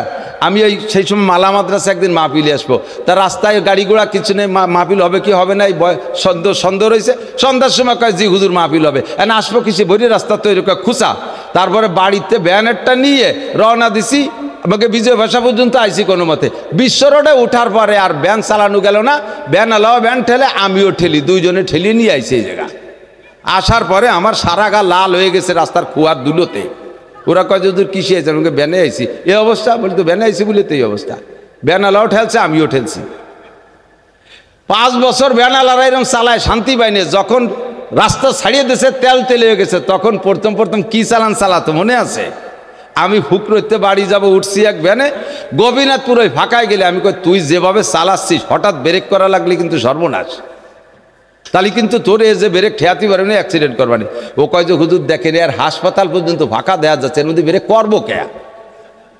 আমি নিরিবিলি বসে থাকেন, 5 বছর চালাতে পারি না, কাজা কাপ্পারা আদায় নিচ্ছি, একটু বরণ বড়ি চালাতে। এই চালাতে দুমসা বেগে চালা, হঠাৎ করে ব্রেক করে ফেলাইছে। মানে আমি বলা শেষ করতে না করতে ব্রেক করা ছাড়া এমন ভাবে ব্রেক করছে, আমি জোর করে দৌড়িয়ে থামায়, আমি মোটামুটি ঠেকে গেছি, পড়ি নাই। ও ব্রেক করে থুয়ে লাভ দিয়ে নামিয়ে পিছনের দিক দিয়ে রাস্তার পারে যেন সৌমাইরে কি ধরলো, দৌড়ে পকেটের মধ্যে ডুয়ে যাই থুয়ে, এবার ব্যান্ড ঠেলে সে সাথে সরে চলে না। আমাকে চালা কয়, আরে হুজুর সর্বনাশ, আর মনে হবে না চালা। ও পিছনের দিক দিয়ে আর একটা ভ্যান পায় নাকি, আমার উঠে দেয়। আমাকে চালা কয়, না হুজুর আর চালানো যাচ্ছে না। কি হয়েছে? কয় ব্রেক ভাঙ্গে চাকার মধ্যে ডুয়ে গেছে। তো তুই এরকম মরাবে হারাম টাকা, পিছন দিয়ে 300 টাকা নিয়ে বেরোয় চলে গেছে। যত হারাম, মসজিদের হারাম খাবেন, সন্তান নষ্ট হবে, নিজের রোগে দিতে পড়বেন, মাদ্রাসার হক মারিয়ে খাবেন। যে যেখানে আছেন না কেন, আমার পকেটে 5 টাকার নোট আছে, আমার মাদ্রাসার টাকা, এই যে আমার মানি ব্যাগ। মানুষ আর ঠাট্টা রেখে, হুজুর এত টাকা মারেন, মানি ব্যাগ কিনতে পারেন না। আমি চেষ্টা দিতে যাবার, আল্লাহ পয়সা করে দিলে একটা মানি ব্যাগ কিনবো ইনশাআল্লাহ। এই মানি ব্যাগের এক পাশে মাদ্রাসার টাকা থাকে, এক পাশে আমার টাকা থাকে। 5 টাকা যদি এর ভিতরে মাদ্রাসার আছে, আমার কাছে 5 টাকা বাংটা নাই, 500 টাকার নোট আছে। দোকানের থেকে পান খাবো, আল্লাহর কসম আমি মাদ্রাসার 5 টাকা দিয়ে পান খাইলে খাইতে পারি, পরে ওই 5 টাকা দিয়ে দিলেও দিতে পারবো। আমি ওই 5 টাকা দিয়ে পান খাই না। আমি আমার 500 টাকা বাঙ্গায় আমি পান খাবো, তুমি মাদ্রাসার 5 টাকা খাবো না। প্রতিষ্ঠানকে বড় করার জন্য শতভাগ আমানতদারি থাকতে হবে। এ দুনিয়ার মানুষকে, দুনিয়াকে আল্লাহ তাআলা চালায়, দুনিয়াকে আল্লাহ তাআলা চালায়। আল্লাহর যে গুণ আছে, প্রতিষ্ঠানের একজন মানুষের ভিতরে আল্লাহর একটা গুণ থাকতে হবে, তাহলে প্রতিষ্ঠান বড় হবে। আল্লাহ হাজার কোটি কোটি মানুষকে খাওয়ায়, কোটি কোটি প্রাণীরে খাওয়ায়, আল্লাহ কি খায়? কথা কয় না, আল্লাহ খায়? আল্লাহ খায়? আল্লাহ যদি খাইতো তাহলে আমাকে এত খাতি দিত না। আল্লাহ খাইয়ে টাইয়ে থাকলি 4 খাতাম, নালি না খাতাম। প্রতিষ্ঠানকে বড় করতে হলে প্রতিষ্ঠানের একজন মানুষ বড় হতে হবে, যার ভিতরে আল্লাহর এই গুণটা থাকতে হবে। উস্তাদরা খাবে, ছাত্ররা খাবে, বাবরচিরা খাবে, স্টাফে খাবে, আমি খালি খাবো না। যদি প্রতিষ্ঠানের প্রতিষ্ঠাতা, যদি প্রতিষ্ঠানের পরিচালক খেয়ানত করনেওয়ালা হয়, তার হাতে প্রতিষ্ঠান জীবনও হবে না। স্কুল বলেন, কলেজ বলেন, ইউনিয়ন বলেন, ওয়ার্ড বলেন, দেশ বলেন, মাদ্রাসা বলেন, মসজিদ বলেন, যে কোনো প্রতিষ্ঠান বলেন, খেয়ানত করলে হবে না। এটা মুনাফিকের আলামত। ওয়াইজা তুমি না খান, আমানত রাখলে সে খেয়ানত করে বসে। 3 নম্বর, বসো শোনা, আকাশে মেঘে দেশে বৃষ্টি, তার বাঙ্গাবো কি? আর বলির করতে পারলাম না, একটু গোড়া ধরাই দিলাম। 4 নম্বর আলামত হলো মুনাফিকের আলামত, ওয়াইজা তাকাল্লামা ফাজারা। এদিক খেয়াল করেন, মুনাফিকের আলামত তাকাল্লামা ফাজারা, যখন কথা কয় কথায় কথায় গালাগালি করে, কাজানি দেয়। এরকম কিছু আল্লাহওয়ালা লোক আছে না? মসজিদিতে নামাজ পড়ে বার হয়ে 7 দোকানে, তাও হাঁটার মতো কাজাতি যায়। কথার ফাঁকে ফাঁকে সালাতের মতো, দুটিয়ে কথায় একটা বকানি, দুটিয়ে কথায় একটা বকানি। এবং এমন লজ্জাজনক শব্দ উচ্চারণ করে লজ্জাই লাগে। বাপে মেয়ের সামনে এমন লজ্জাজনক ভাষা দেয়, নারীদের শরমগাহ উচ্চারণ করে বাপে মেয়ের সামনে বকানি দেয়, ছেলেতে মার সামনে নারীদের শরমগাহ উচ্চারণ করে বকানি দেয়। হুজুর বলেন, আমি মেরাজের রাত্রে যে জাহান্নামের ভিতরে এক শ্রেণীর মানুষকে দেখি, তাদের মুখের আকৃতি নারীদের শরমগার মতো। জিজ্ঞেস করলাম, জিব্রাইল এরা কারা? জিব্রাইল বলে, হুজুর এ সবই আপনার উম্মতের পিকচার আপনাকে দেখানো হচ্ছে, এগুলো সব আপনার উম্মতের বাস্তবতা। আপনার উম্মতের মধ্যে যারা কথায় কথায় নারীদের শরমগাহ উচ্চারণ করে বকানি দেয়, তাদের শাস্তি লক্ষ লক্ষ কোটি কোটি বছর জাহান্নামের ভিতরে তাদের চেহারা নারীদের শরমগার মতো হয়ে থাকবে। যারা কথায় কথা পুরুষের শরমগাহ উচ্চারণ করে বকানি দেয়, তাদের দুইটা চোখ থেকে দুইটা পুরুষাঙ্গ বেরিয়ে আসবে। যতদিন পর্যন্ত ওই গুনাহ মোচন না হবে, অতদিন পর্যন্ত আপনি জান্নাতে যেতে পারবেন না। তাইতে আপনার আমলনামায় যত নেকি থাকুক না কেন, ওই গুনাহ মোচন করার জন্য জাহান্নামে আপনার পোড়া দেওয়া হবে। আর এই নারী পুরুষের শরমগাহ উচ্চারণ করে বকানি, এটা বাংলা ভাষায় বাঙালিরা বলে, প্রত্যেক জাতি যার যার ভাষায় এ কথাটা বলে থাকে। এ কথাটা সব জাতি, একেবারে আমেরিকা থেকে জাপান পর্যন্ত বিশ্বের যত জাতি আছে, প্রত্যেকে রাগ করলে নারী পুরুষের শরমগাহ উচ্চারণ করে বকানি দেয়। আস্তাগফিরুল্লাহ, আস্তাগফিরুল্লাহ, লজ্জার ব্যাপার। আপনি জবানকে কন্ট্রোল করেন। ওই যা তাকাল্লামা ফাজারা, কথায় কথা গালি দেয়। সবচাইতে বেশি বেকায়দা হলো মহিলাকে নিয়ে। মহিলারা পুরুষরা অনেকক্ষণ পর্যন্ত, মানে পুরুষরা বেশিক্ষণ বকাবকি করে না, দুই সাইডে গালির পরে পুরুষরা হাতের আমল শুরু করে দেয়। কিলে কিলি ঘুষো ঘুষি বাড়ি বাড়ি একটা কিছু করে টরিয়ে অল্পের মধ্যে সেরি বাড়ি চলে যায়। আর মহিলারা এই পচা কথা 3-4 দিন পর্যন্ত এক ঝগড়া টাইনিয়ে নেয়। আজকে সকালেতে শুরু হচ্ছে, সন্ধ্যে পর্যন্ত ঝগড়া হয়ে মোটামুটি আজকে রাসর শেষ করে আবার সকালে উঠে আবার শুরু করে দেয় সেই জায়গাতে। এইভাবে যে অকথ্য ভাষায় গালাগালি কাজাকাজি করে, হুজুরকে এটাও মুনাফেকের আলামত। 5 নম্বর মুনাফেকের আলামত হলো, মুনাফেক মসজিদে যায় সবার পিছে আর বেরোয় যায় সবার আগে। মুনাফেকের মসজিদের মধ্যে ভালো লাগে না, চার দোকানে ভালো লাগে, কোনো মতে সালাম ফিরেতে যে দেরি। আল্লাহু আকবার। যার যদি মসজিদে তবলিগি জামাত আসে এলান দেয়, ভাই একটা দিনই জামাত আসছে, নামাজের পরে সবাই বসবেন, সুন্নতের পরে এখানে কিছু ধর্মীয় আলোচনা হবে। এমনি দিন যদিও 2 মিনিট বসে, এলান দিনই বসে, সেদিন বসেই না, সব যায় চার দোকানে। আরে ভাই, মসজিদের ভিতরে জায়গা ভালো না চার দোকানে ভালো? কথা কয় না। মসজিদের মধ্যে টাইলস আছে, চার দোকানে কয় দোকানে টাইলস আছে? মসজিদের ভিতরে বিড়ির গন্ধ নাই, চার দোকানে বিড়ির গন্ধ আছে না নাই? মসজিদের মধ্যে স্যাপ কাশ নাই, চার দোকানে স্যাপ কাশ, পাকা পাকা পান খাওয়া কাশ, অর্ধেক সাদা অর্ধেক লাল। এই যে আদা কাঁচা কাশ সব চার দোকানে। আর বিড়ির ভাষা তো রয়েছেই পাইকারি ধরে, তার মধ্যে কেশর মাটি, তার ভিতরে সাফাতি ফেলাইছে, সে যে কি বাথরুমের মধ্যে মতো দেখা যাচ্ছে। সেই জায়গা সকাল থেকে রাত 11টা পর্যন্ত বসে থাকতে ভালো লাগে, মসজিদ ভালো লাগে না। এটা মুনাফেকের আলামত। এটা কার আলামত? জুমার দিন মসজিদে সবার পিছিয়ে আসে মুনাফেক, আর সালাম ফিরানোর সাথে সাথে সুন্নত না পড়েও দৌড় মারে। এটা হলো আয়াতুল মুনাফেক। হুজুর বলে মুনাফেকের 5 নম্বর আলামত। আল্লাহ তাআলা জাহান্নামের ওই গভীর তলদেশে যেন আমাদেরকে জাগা না করে, আর সেই জায়গা যাইতে যে 5টা গুনাহ, এই 5টা গুনাহ থেকে আল্লাহ আমাদের বাঁচার তৌফিক দান করে, বলেন আমিন।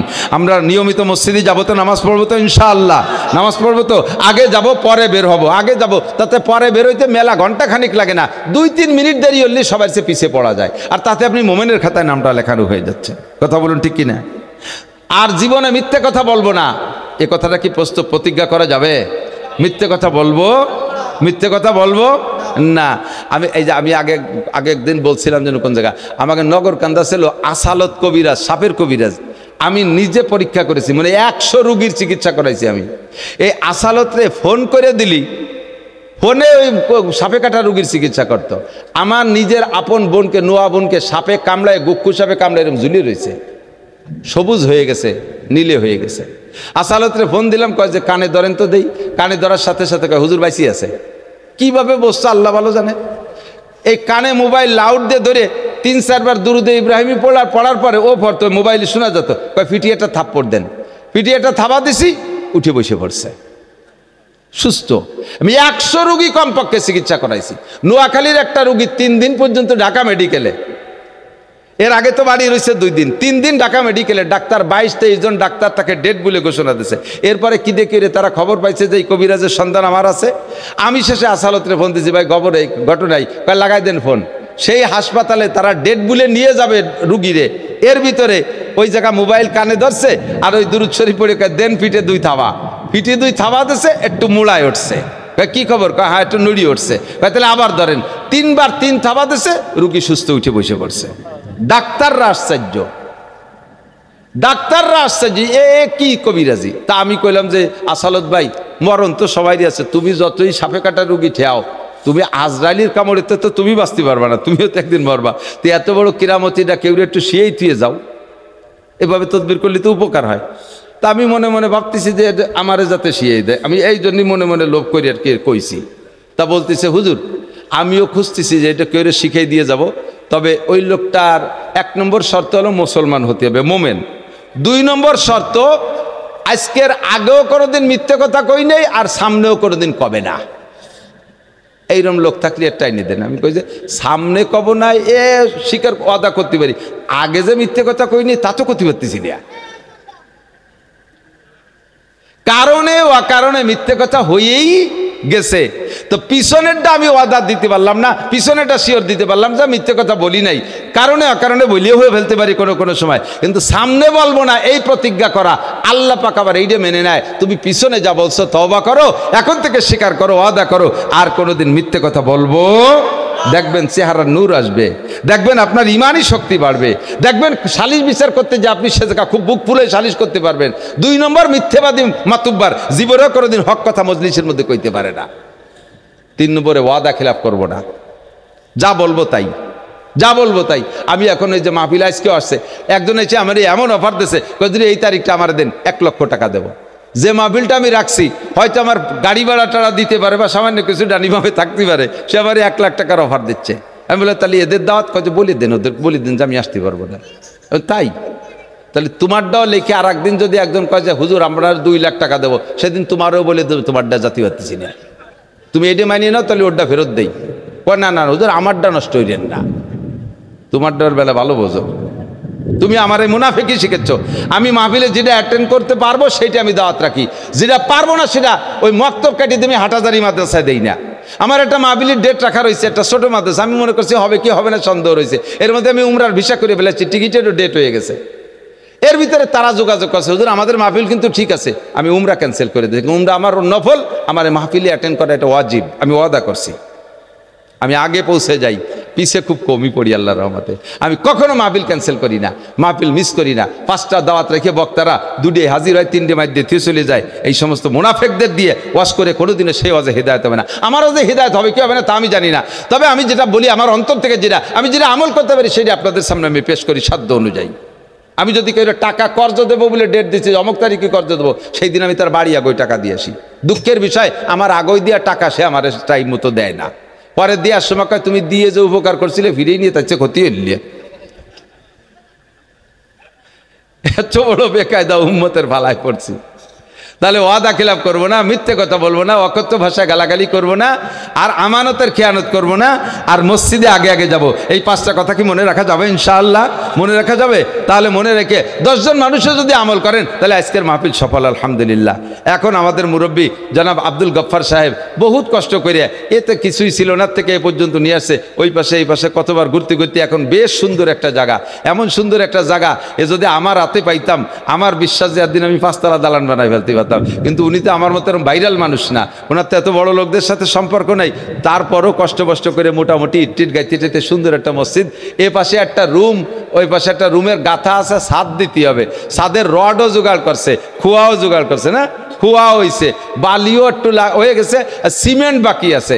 আমরা এই যে যতটুক জায়গা আমার মনে হয় বেশি লাগবে না, 50-60 বস্তা সিমেন্টও নিয়ে যাবে, 50-60 বস্তা সিমেন্টও নিয়ে যাবে, ছাদটা 50-60 বস্তা সিমেন্ট। আমার মাদ্রাসায় 3000 স্কোয়ার ফিট মসজিদ করছি, সেদিন 250 বস্তা সিমেন্ট লাগছে, তাতে এখানে যতটুক ছাদ 60 বস্তা সিমেন্ট লাগবে। আমার মনে হয় এখানে 2 জন মানুষ বললেই হয়ে যায় যে 60 বস্তা সিমেন্ট। আপনার দেয়া সিমেন্টের ছাদের তলে বৈশা যতদিন কোরআনে কারিম তিলাওয়াত হবে এটা আপনার আমলনামায় সদকায়ে জারিয়াত দপ্তরে লেখা হবে, নেকি যাইতে থাকবে। আপনি কোরআন শরীফ পড়তে পারেন না, অথচ হাজার হাজার খতমে কোরআনের নেকি আপনার আমলনামায় ঢুকে যাবে ইনশাআল্লাহ। তো যদি কোনো আল্লাহর বান্দা থাকেন মুহাব্বতের সাথে ইখলাসের সাথে কোরআনের খেদমতের জন্য 10 বস্তা সিমেন্ট আল্লাহর কোরআনের ঘরের জন্য দিতে চান, তাহলে আমি দোয়া করবো ইনশাআল্লাহ আল্লাহ তাআলা তাকে 10 কোটি টাকার বরকত দান করবে, সপরিবারে আল্লাহ তাআলা মক্কা মদিনা জিয়ারত করার তৌফিক দান করবে। আল্লাহ তাআলা তার বংশে যারা কবরে চলে গেছে তাদেরকে জান্নাতি করে দেবে, দোয়া করব। আছেন কোন আল্লাহর বান্দা 10 বস্তা সিমেন্ট ইখলাসের সাথে দিনের খাতিরে মুহাব্বতের সাথে দান করবেন? আছেন?